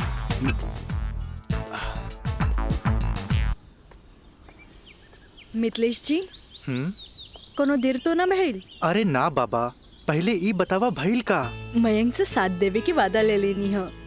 अब तू अपन मिशन में कामयाब जरूर हो जाएगी। आगे देखी, लेट्स गो।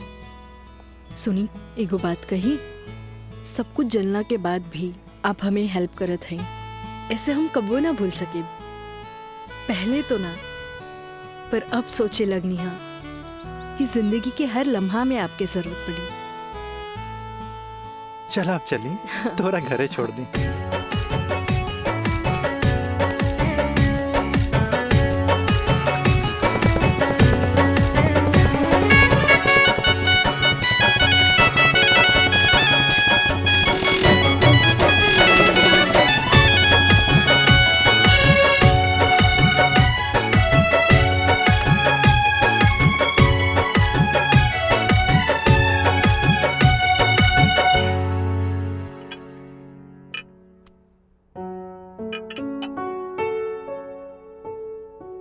सुनी, एगो बात कही, सब कुछ जलना के बाद भी आप हमें हेल्प करत हैं, ऐसे हम कबो ना भूल सके। पहले तो ना, पर अब सोचे लगनी है कि जिंदगी के हर लम्हा में आपके जरूरत पड़ी। खाना लगा दी? ना भोला, आज तक ऐसा ही पेट भरल है। आज ना खाई बपने? ना। ठीक बा।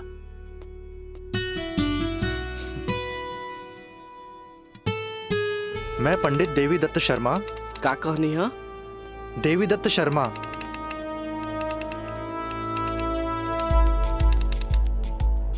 सत्रह मई के भाईल। अच्छा भैया तनी जल्दी करी, देर होता। ली।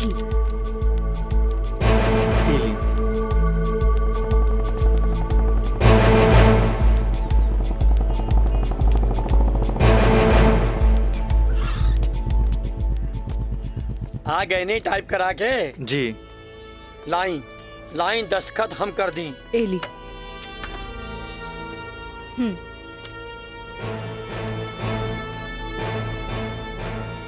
जय गणेश। ई कामता हो गई। अब मयंक के दस्तखत लेवे के पड़ी। वो आप हमरा पे छोड़ दी, वो हम ले ले। ठीक है।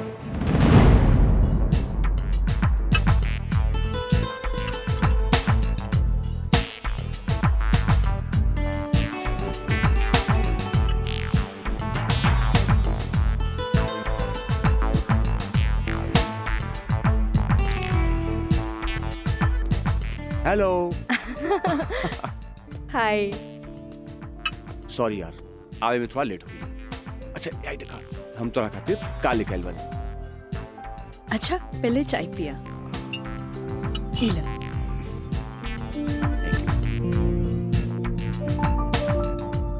अंगूठी सोना के? हाँ। वो है इतना हल्का? मन तो रहे कि हीरा के लेके आई थी, लेकिन का करे, पैसा का तंगी। अच्छा ई बतावा, खुशहाल जिंदगी जिए खातिर तोहरा कितना पैसा चाहिए? 20 लाख। अगर हम तोहरा पूरी 50 लाख दी तो कैसन रही? वैसे ही रही, समझ ला अनार के आंख मिल गई। तो चला फटाफट ई पेपर पे साइन कर दे। अरे पढ़ा मत, यही से हमनी करोड़पति बन जाए। हाँ ल। ठीक है। डॉलर भी कदम तो गिरब तो हर बहिया में ना।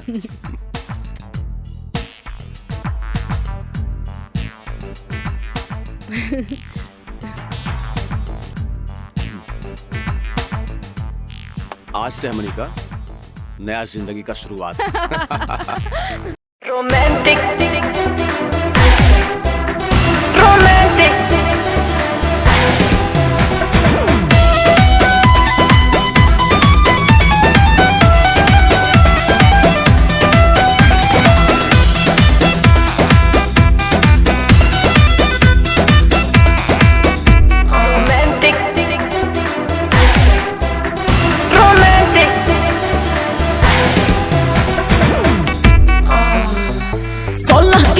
उम्र मेरी कम से जवानी, खोज रही हूँ ऐसा मुंडा जो हो खानदानी।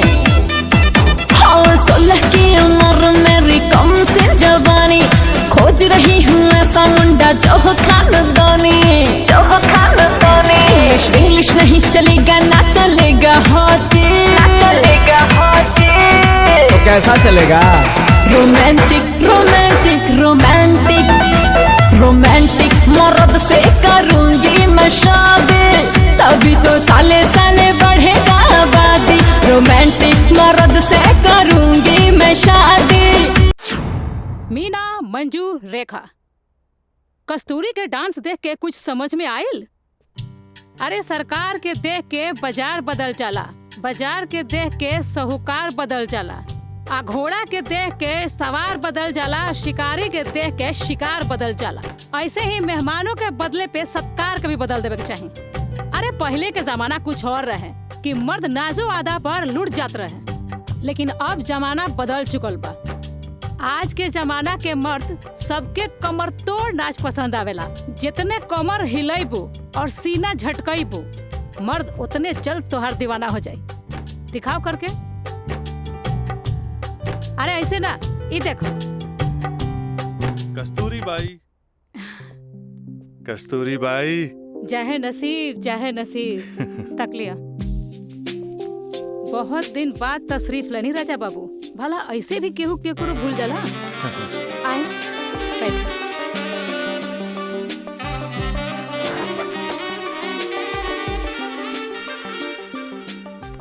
ना कस्तूरी बाई, हम भुलाइल नहीं की।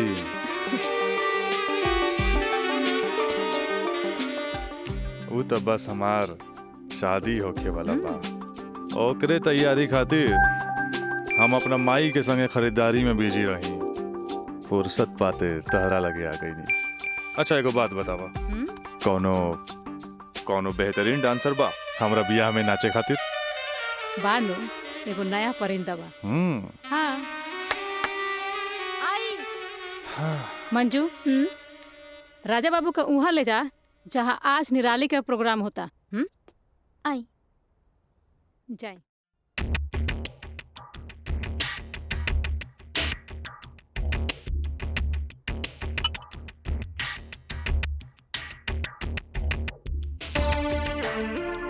कस्तूरी, तहार निराली हमरा बहुत पसंद आई। पसंद तो आ गल राजा बाबू, लेकिन ओकर रेट तनिक कड़क बा। पूरा 5 लाख लेतिया।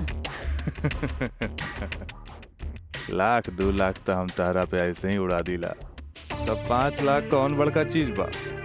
ओकरा से कह दिया हमार बियाह में अगर कमर तोड़ नाच करी ना, हम ओकरा सोना ना जराओ हीरा के अंगूठी देव, उहो अपना तरफ से।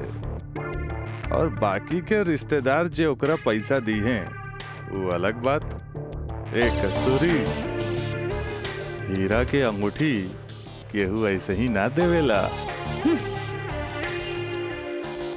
अच्छा, तो ऊ रवा दिलो दिमाग में इतना घुस गई बिया। अच्छा एगो काम करब, तनी हेने लावा, हमरे तरफ से ई ला। हाँ डैडी, का बात बा? तू जहाँ बड़ा जल्दी से चल आवा। ठीक बा, हम अभी आवतानी। बड़ा कमजोर पर और ना मुराद इश्क, ऐसे उतारे के जाम लहले बगल चल देनी। हाँ कस्तूरी भाई, डैडी के कुछ जरूरी काम आ गइल बा, से जाए के पड़ी। ठीक बा, अब डैडी के फोन आइल ह, तेमे हम का बोली। चला तनी, बाय।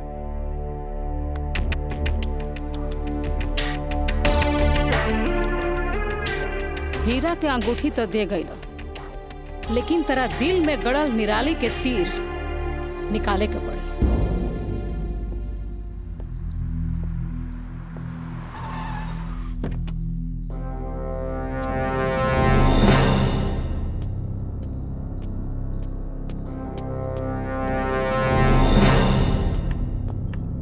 क्या बात बा डैडी, इतना अर्जेंट में क्या बोले नहीं हमरा के? राजा, हाई हम का देखा तानी? कौन लेखी बिया काजल अपना मुंह में करखा लगावे खातिर ओकरा से बियाह कर लेला और फिर ओकरा वही छोड़ के भागेला। अब वो अपना हक मांगतिया। बाबूजी हम ऐसा कौनो लड़की के नहीं जानत। ए माई माई माई देखा था कैसे झूठा इल्जाम लगाता है हमरा ऊपर ही।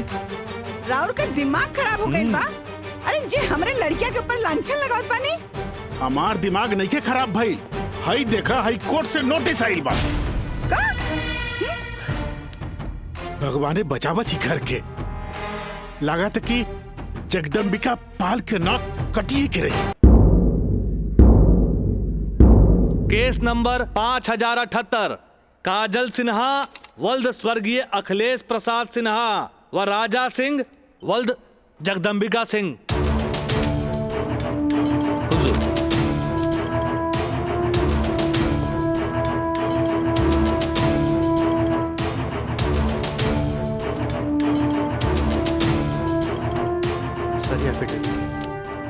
केकर गवाहन के।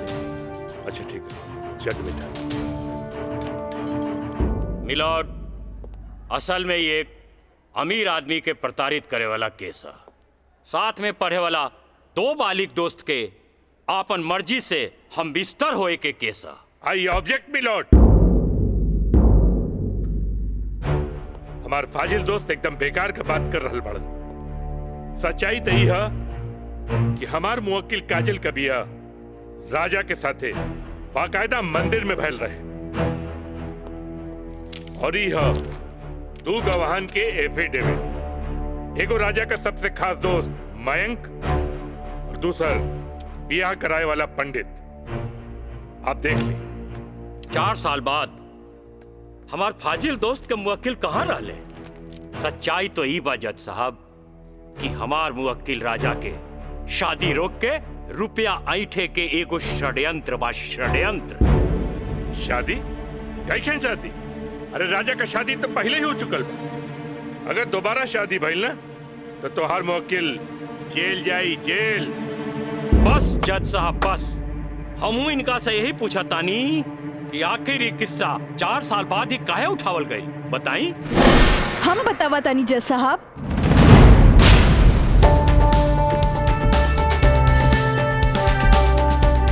हम बताई।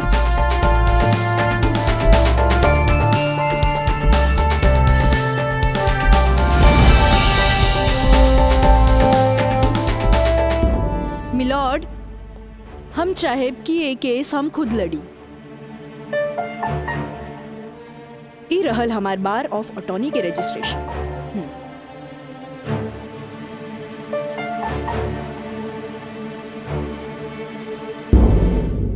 ओके, you can proceed. Thank you sir.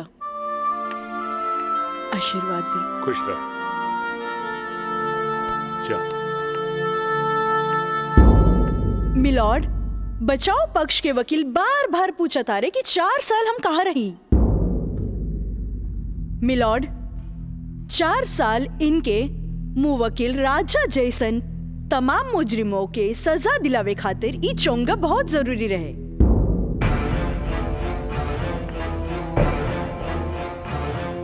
Mister Haider Kazmi साहब, अब समझ में आयल कि 4 साल हम कहाँ रही कि और डिटेल बतावे के पड़ी। तो मिलॉर्ड, हम केस के स्टडी खातिर हमरा के कुछ समय चाहिए। हाँ, कोर्ट इंस्ट्रक्ट करती है कि राजा की शादी रोक दी जाए जब तक कोर्ट का फैसला ना हो जाए। बचाव पक्ष के वकील की रिक्वेस्ट पर यह कोर्ट मुअत्तिल की जाती है।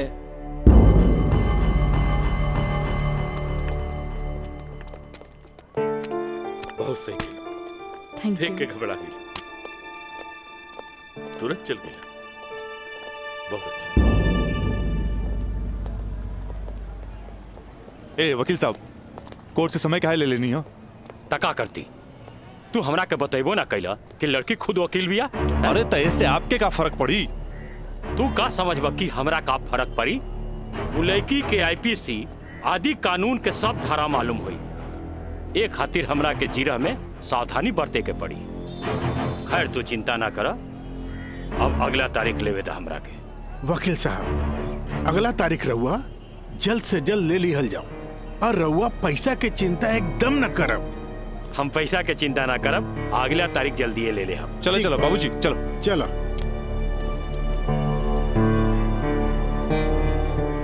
हेलो, हाँ, अब फिक्र करे के बात नहीं के। अरे तहार काम हो जाई, हम समझ गए नहीं, एकदम में समझ गए नहीं। हाँ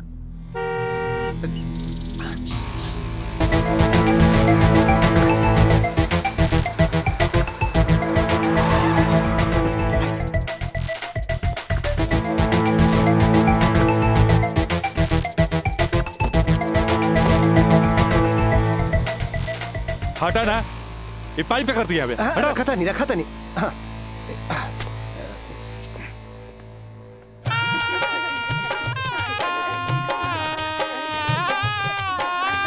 बंद करो इस नौटंकी, ये शादी ना हुई। अरे हटा यार, सब हटा। अरे ऐसे ना शुभ बात काहे करता रहा? हम सही कहा था नहीं भाई, अभी भी आना हुई। अरे ही का? अरे तो हर दिमाग खराब हो गई लड़का। बियाह करे से पहले हमरा से पूछ लेना रहा का? का जरूरत है ऐसा बियाह करे के? का करती? वैसे ना मानत रहे हम कानून से बच्चे के खातिर बियाह के नौटंकी कर देनी। जाके ओकरा बुला करके घर लिया बा। अरे बाबूजी, अगर ऐसा ला के खड़ा कहीं नू तो ऐसा कितना पतों से तारी घर भर जाई बुझाइल। तो फिर का करबा तू? अब हम देखे हमरा का करे के बा। बहुत हो गई, बहुत हो गई। हड़ा सब देखा, देख रहलू ना तू? एकर दिमाग चल गई बा।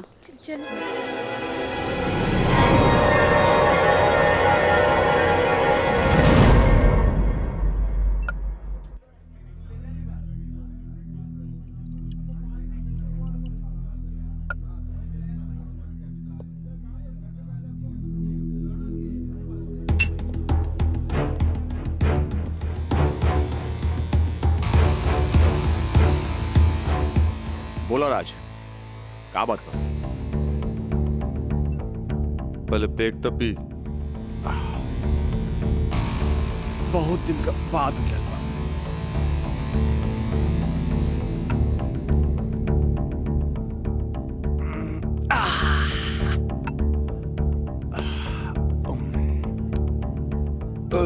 अब बतावा का बात बा?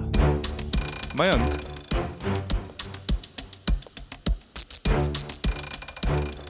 भाई तोरा अपन बयान बदले के पड़ी।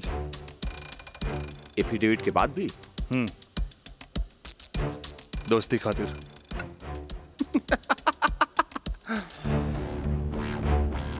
अब बयान देने का कीमत काजल 50 लाख लगो ले गया।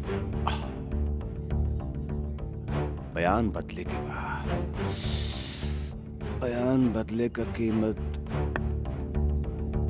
1 करोड़। 1 करोड़? यस, 1 करोड़। कहे से कि हमरा काजल से ब्याह करके सेटल भी होके के बाद, और हम तोरा जैसा अमीर त नहीं की। और हाँ, अगर डीलिंग मंजूर होके तो तारीख से पहले आ जाइए। अच्छा, हम चलत नहीं।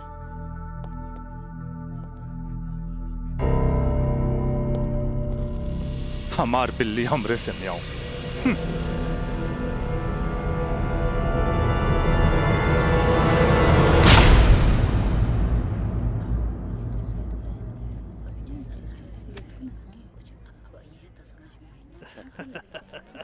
आज हम ही जीतब। केस बहुत बढ़िया बा।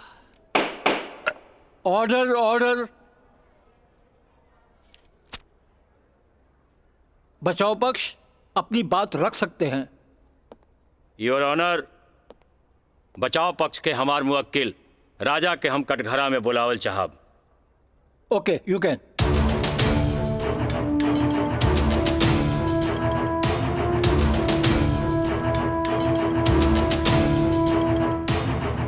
हम गीता पे हाथ रख के कसम खाता नहीं, जे भी कहब सच कहब, सच के सिवा कुछ न कहब। हाँ तो मिस्टर राजा, आप अपन बचाव में का कहल चाहते नहीं? जज साहब, हम ये बात माना तानी कि हम और ये काजल कॉलेज के दिन से एक दूसरा के चाहतानी। अपना अपना मर्जी से हम दोनों भाग के शादी भी मंदिर में कर लेनी। होटल के बिल और ही शादी के खर्चा कुछ ज्यादा हो गए रहे, यही से हमरा घर वापस आए के पड़ल। पर जज साहब हमार इरादा बिल्कुल नेक रहे। हम सोचनी कि हम घर वापस आके अपना पिताजी से कुछ पैसा भी ले लहब और उनका के शादी के बारे में कुछ सच्चाई भी बता दे। जज साहब हम बिल्कुल निश्चिंत रहे कि काजल के देख रेख ला वहां हमार जिगरी दोस्त मयंक तो बढ़ले बा।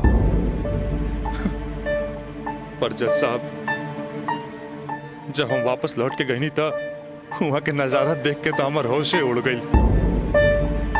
जज साहब हमार नई नवेली दुल्हन काजल हमारा जिगरी दोस्त मयंक के बहिया में गलबहिया खेलत रहे। आई ऑब्जेक्ट मिलॉर्ड। इस सरासर झूठ बोलत जा रहलन ह। Objection overruled. मिस्टर राज, आप अपना बयान जारी रखिए।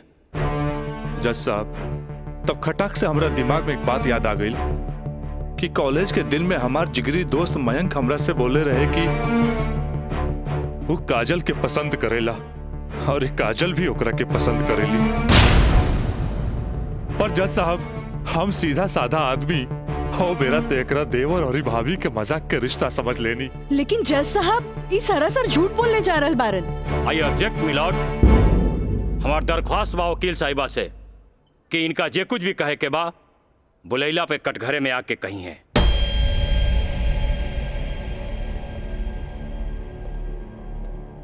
आप कंटिन्यू कर सकते हैं मिस्टर राज। जज साहब कोई भी आदमी अपना बीवी के केहू दूसरा के बहिया में देखी तो ओकरा मन मस्तिष्क पर का गुजरी ये आप अच्छे से समझ सकीले जज साहब। मिलॉर्ड इस सरासर झूठ के पुलिंदा आपके सामने रखल जा रहल बा। कोर्ट के गुमराह करे की कोशिश कइल जा रहल बा। तया पानी ना कोर्ट के सही रास्ता दिखावे वाली। अरे घबराई ना, जल्दी ही रहुओ के बयान देवे के समय मिली।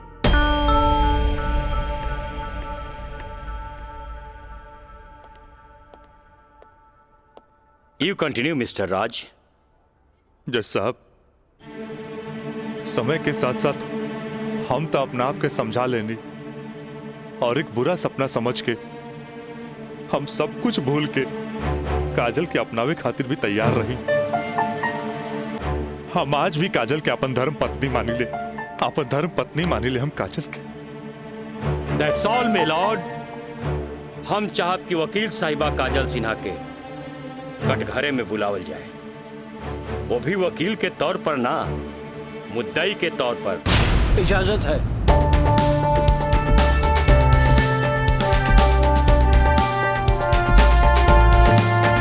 जाइए आप बैठिए। हाँ तो काजल सिन्हा जी, हम चाहत कि आपन प्रेम कहानी अपने ही जुबान से बयां करी। जज साहब ये बात सच है कि हम राज से प्रेम करे लगनी। मतलब ई कि और पहले केहू से प्रेम करत रहनी, बाद में राज से प्रेम करे लगली?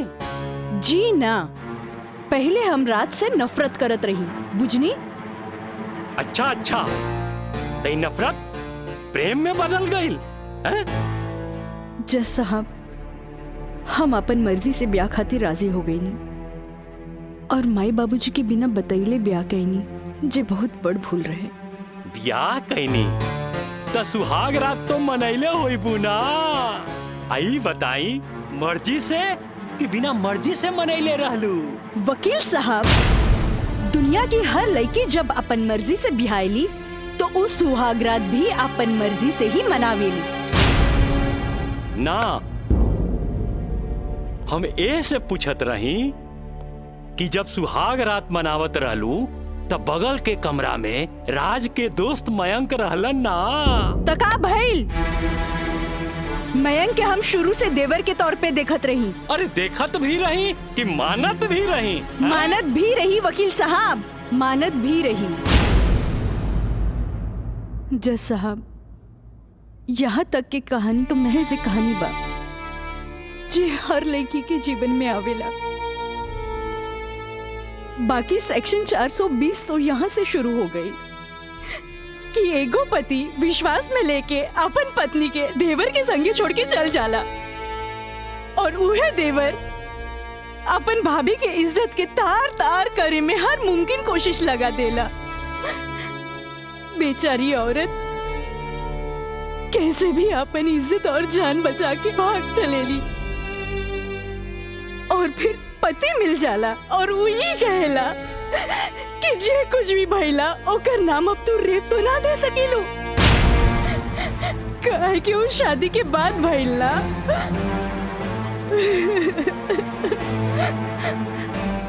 और रहल बात शादी के तो तू सो कॉल देवर से कर सकेलू, काहे के ओकरा हमार झूठन खाए के आदत है। जैसा हमार सगरो अरमान चूर चूर कर दिहल गइल। हमरा कुछ समझ में ना आइल, आखिर हम करी तो का करी। हम परिवार से मजबूर हो गए नी जैसा हमरा झुट्टन बना देल गए। हम झुट्टन हो गई नी, हम झुट्टन हो गई।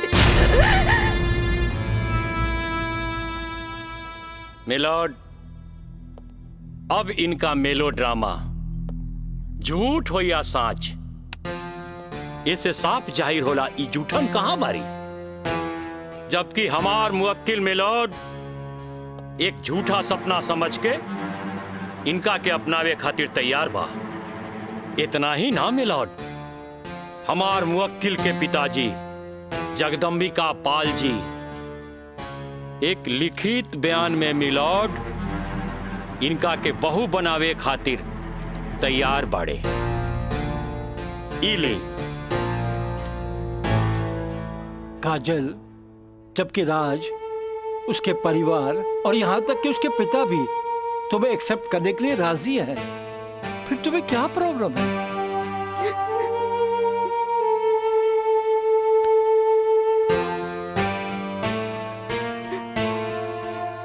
तुम बोलती क्यों नहीं हो?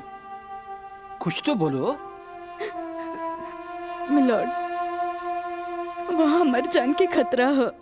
वाह मिलॉर्ड वाह, जौन परिवार के जिला जवान में रिस्पेक्ट बा, जौन परिवार पर आज तक कोनो क्रिमिनल केस नहीं थे, आ वो परिवार के साथ इनकर जान के खतरा बा।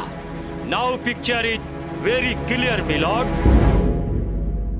जज साहब, हम वकील साहब से ई पूछे के चाहतनी, जब इनकर मुवक्किल और उनकर पूरा परिवार वो लड़की के एक्सेप्ट करे के रेडी बा, तब उनकर घर में दूसर शादी की तैयारी काहे चलत रहे? हमरा त लागता कि ई लोग कानून के अंधा समझ के ओके बेवकूफ बनावे चलल बा। आज के लिए कोर्ट मुअत्तल की जाती है। The court is adjourned for further dates.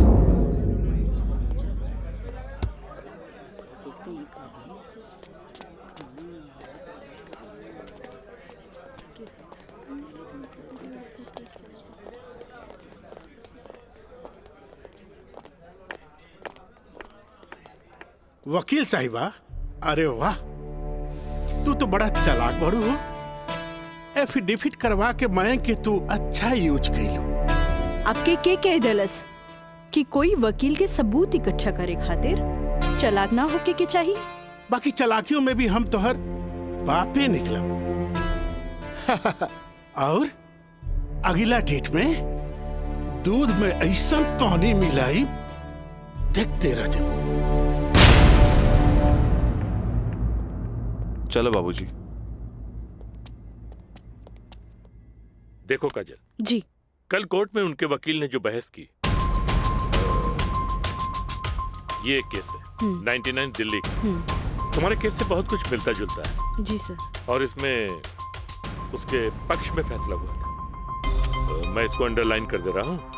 ओके। हाँ। तो ये पॉइंट जो है ये पॉइंट ध्यान से पढ़ लेना। जी सर। हैं? और कल तुम्हारी बहस में ज्यादातर ये बातें होनी चाहिए। ओके। समझ गई ना मिथिलेश? जी। थोड़ा ध्यान रखना, ये सारे पॉइंट्स इसके दिमाग में बैठ जाने चाहिए, क्योंकि सारी बहस इसी पर होनी है। जी। कल की बहस बहुत इंपॉर्टेंट है। जी सर। ये बुक ले जाओ, अच्छी तरह से इसकी स्टडी कर लेना। जी सर। ठीक है, जाओ बेटा। Thank you sir. God bless.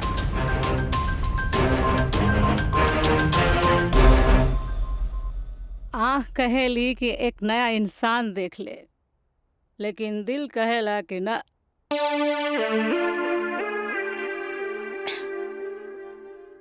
कि वह शख्स एक दिन लौट के जरूर आए।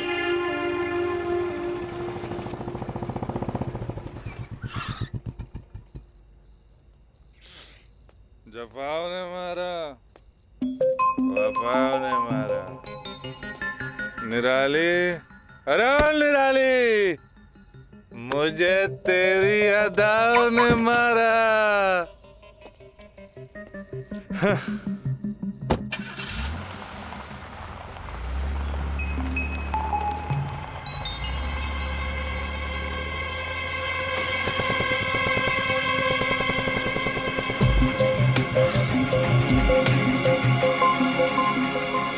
राज यहाँ प्रोस्टिट्यूट एरिया में?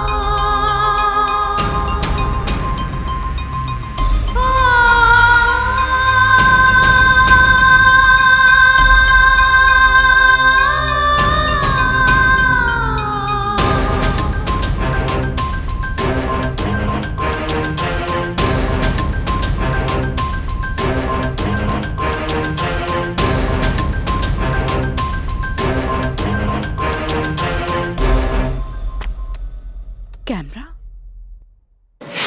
अब जाए भी और जल्दी आई। ठीक बात।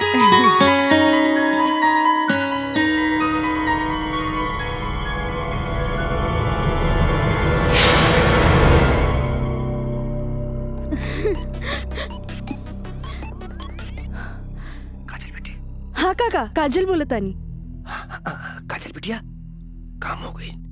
काम हो गई काका? जल्दी से 3 कोनवा पर आ जा। ठीक है काका, आवतानी। का बात है? केहू देखत तो नहीं खे? इला तार दिहल कैमरा और ई रहल कैमरा के चिप। बिटिया हे भगवान, बहुत बचबुचा के आइल बानी ताकि केहू के शक ना हो। थैंक यू काका। अरे रिका बिटिया, देखा बिटिया, भगवान के घर में देर होला, अंधेर नहीं खे, और भगवान तारा बहुते कामयाबी दी है। अच्छा बिटिया जी। अच्छा बिटिया, हम जाता नहीं। ठीक बा।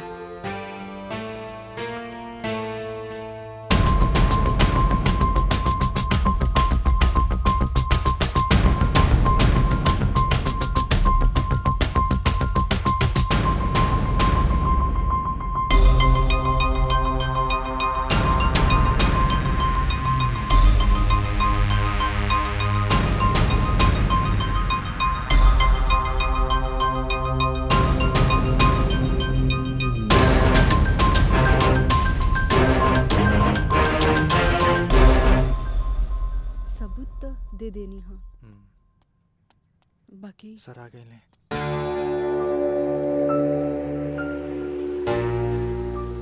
प्रणाम सर। खुश रह। काजल, वो लोग समझ ले रहन कि तमाशा होई, बाकी तू चुप रह के बाजिए पलट देलू हैं। तू जौन भी सबूत हमरा के देले रहलू, हम सब स्टडी कर ले बहुत सही है। I am proud of you बेटा। Thank you sir. God bless you. Mithilesh ji, कल कोर्ट पे मिले जाए। ठीक बा सर। ठीक है। चलो। प्रणाम सर।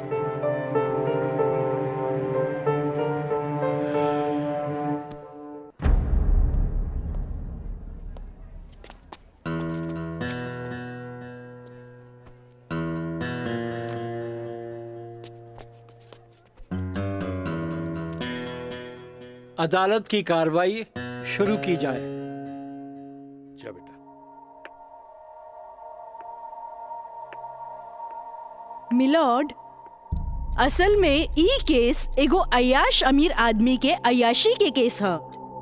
साथ में पढ़े वाली छात्रा के अपन अय्याशी के जाल में फंसा के ओकर असमत से खेले के केस है। I object milord. हमार वकील साहिबा के शायद दिमाग खराब हो गई बा जी। हमार मुवक्किल पर बेबुनियाद घटिया इल्जाम लगा रहल बाड़ी। मिलॉर्ड, जेकरा ई घटिया और बेबुनियाद इल्जाम कहतारे ओकर बुनियाद हा। हम चाहे कि इनकर मुवक्किल राजा के कटघरे में बुलावल जाए। इजाजत है।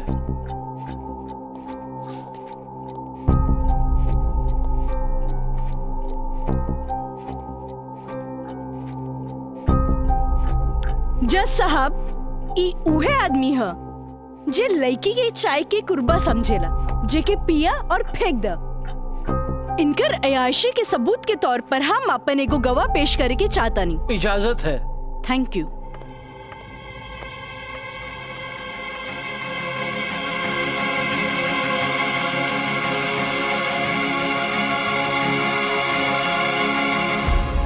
जज साहब, इस शहर के जानल मानल तवाइफ कस्तूरी बाई है। हाँ तो कस्तूरी बाई, ई जे सामने कटघरा में खड़ा बाड़न, का आप इनकरा के पहचाने ली? अरे इनकरा के कैसे ना पहचाने? ई तो हमार पुराना ग्राहक राजा हवन। Good, thank you. अब जा सकेनी। हाँ तो जज साहब। I object milord. हमार वकील साहिबा हमार पर्सनल क्लाइंट के केस के रुख के बदलल चाहता रही। आखिर केस के ई बात से का वास्ता? वास्ता हा जज साहब, वास्ता हा। जॉन परिवार के रिस्पेक्ट के गुणगान हमार वकील साहब करत आ रहल बारन, वो परिवार के एक लौता बेटा के चरित्र से वास्ता कैसे ना रही? बताइए जज साहब। अब हम अपन अगला गवाह राजा के कॉलेज के प्रिंसिपल एनके गॉड के पेश करे के चाहता नहीं। इजाजत है। Thank you. प्रिंसिपल श्री एनके गौड़ हाजिर हो।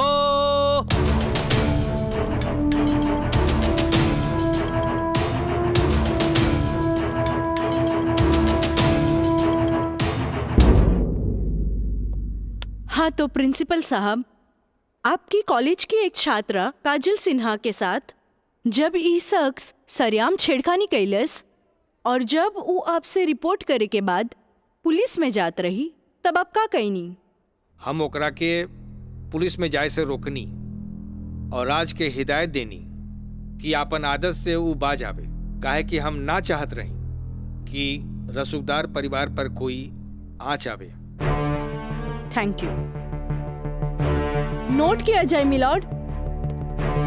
रसूखदार सुनल गई ना जज साहब? हमार वकील साहब के हिसाब से जॉन परिवार पे एक भी क्रिमिनल केस ना है। हुई भी तो कैसे? खैर, अब हम सबूत के तौर पर रसूखदार परिवार के एक लौता बेटा के जिगरी दोस्त मिस्टर मयंक के पेश करे के चाहता नहीं। इजाजत है। गवाह मयंक हाजिर हो।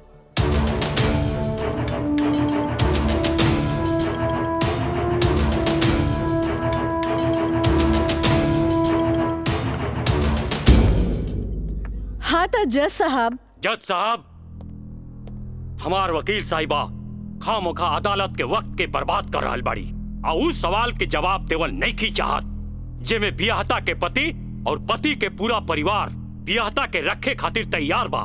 तही बात में कौन जान के खतरा बा? बियाहता ई शख्स उहे आदमी बाड़न जेकर मदद से शादी जैसन पवित्र बंधन के आड़ में कानून के धोखा देवे के साजिश रचल गई, जेकर रचयिता बाड़े मिस्टर राजा और साथ देवे वाला बाड़े मिस्टर मयंक। हाँ तो मिस्टर मयंक, तू अपन जुबान से ही उस सो कॉल्ड शादी के आंखों देखा हाल बतावा। वैसे मिलॉर्ड, सबूत के तौर पर हम अदालत में एगो वीडियो क्लिप पेश करे के चाहतन। Thank you sir. Objection milord, यहाँ कोनो टीवी शो नहीं खे। अखामोखा वकील साहिबा हमनी के और अदालत के वक्त के बर्बाद कर रहल बाड़ी।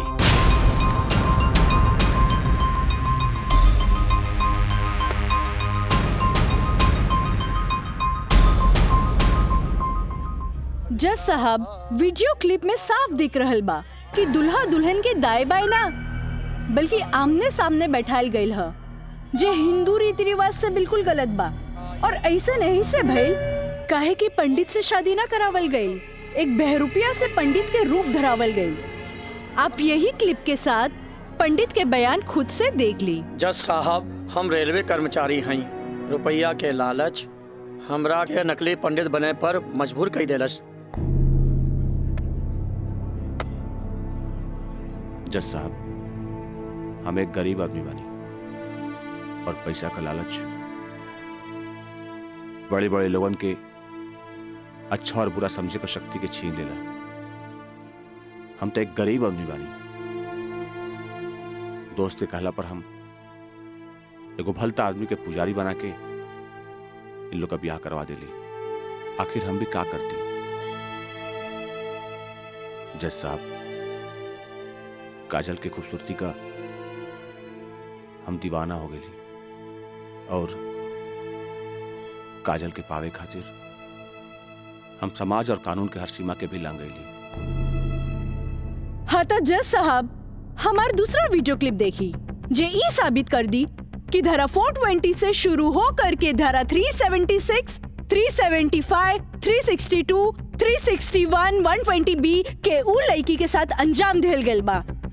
और जज साहब, लगे हाथ हमार दूसरा वीडियो क्लिप भी देख ली ही प्लीज।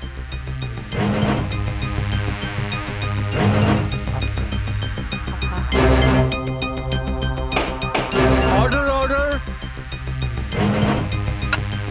अरे हटाओ, हटाओ, हटाओ। हम सही कहा था नहीं भाई, अभी भी आना हुई। तो क्या करती, वैसे ना मानत रहे तो हम कानून से बचे के खातिर बिया के नौटंकी कर देनी।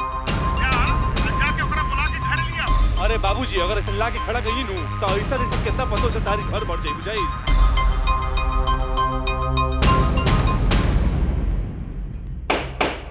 Order order. सारे गवाह और बयानात को मद्देनजर रखते हुए अदालत इस नतीजे पे पहुंची है कि मुजरिम का मकसद पहले से ही धोखाधड़ी से कहीं आगे था, क्योंकि उसका मकसद उस लड़की को धोखा ही नहीं देना था बल्कि उसके साथ शारीरिक संबंध स्थापित करना था। और यह भी साबित होता है कि मुलजिम ने बलात्कार को शादीशुदा जिंदगी को एक व्यवहारिक रूप देकर कानून को धोखा देने की कोशिश की है। इसलिए अदालत धारा 420 से बढ़कर इसे 376 एक रेप केस करार करती है और साथ ही महंग को इस अवैध कार्य में साथ देने के लिए धारा 120B को अदालत मुकर्रर करती है। धारा 376 के तहत मुलजिम राजा सिंह को 9 साल एवं उसके साथी मयंक को धारा 120B के तहत 4 साल बामुशक्कत कारावास की सजा देती है और पंडित देवी दत्त को नौकरी से बर्खास्तगी के साथ IPC 34 एवं 120B के तहत 2 साल की सश्रम कारावास देती है। और अदालत जगदम्बिका पाल सिंह जैसे हर अमीर बाप को यह हिदायत देती है कि पुत्र के मुंह से उनके उल्टे सीधे कारनामों में बेटों का साथ ना दे। और इन्हीं फैसलों के साथ अदालत आज बर्खास्त की जाती है। Thank you.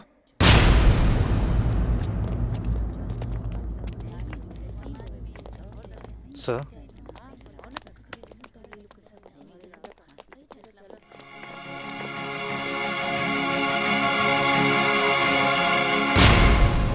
ए बेटा, हम तोरा बिना हम कैसे जियब रे? ए बाबूजी, बाबूजी हम आज बात जान गए नहीं कि झूठ कितना भी ताकतवर क्यों ना होके सच के आगे हमेशा छोट पड़ जाला। एक औरत अगर अपना आदमी के बना सकेली तो वह औरत अपना आदमी के बर्बाद भी कर सकेली।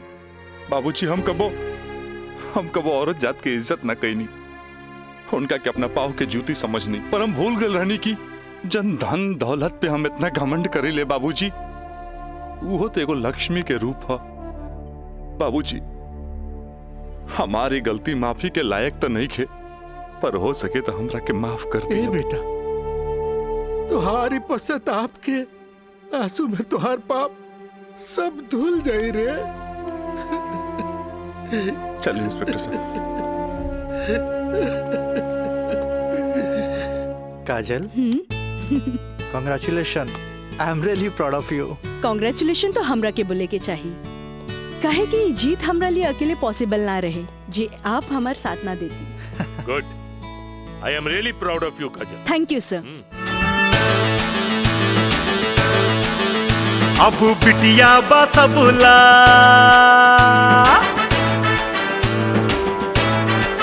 हो, अब बिटिया बसबुला अबला ना बोझ रे। आइल में का जमाना सोच भइल सोझ रे। अब बिटिया बसबुला अबला ना बोझ, आइल में का जमाना सोच भइल सोझ रे। अब कानून बाटे साथ हाथ नहीं के कमजोर रे। रहे सूतल समाज बेटी कई दिहली भोर रे। अब बिटिया बसबुला अबला ना बोझ रे।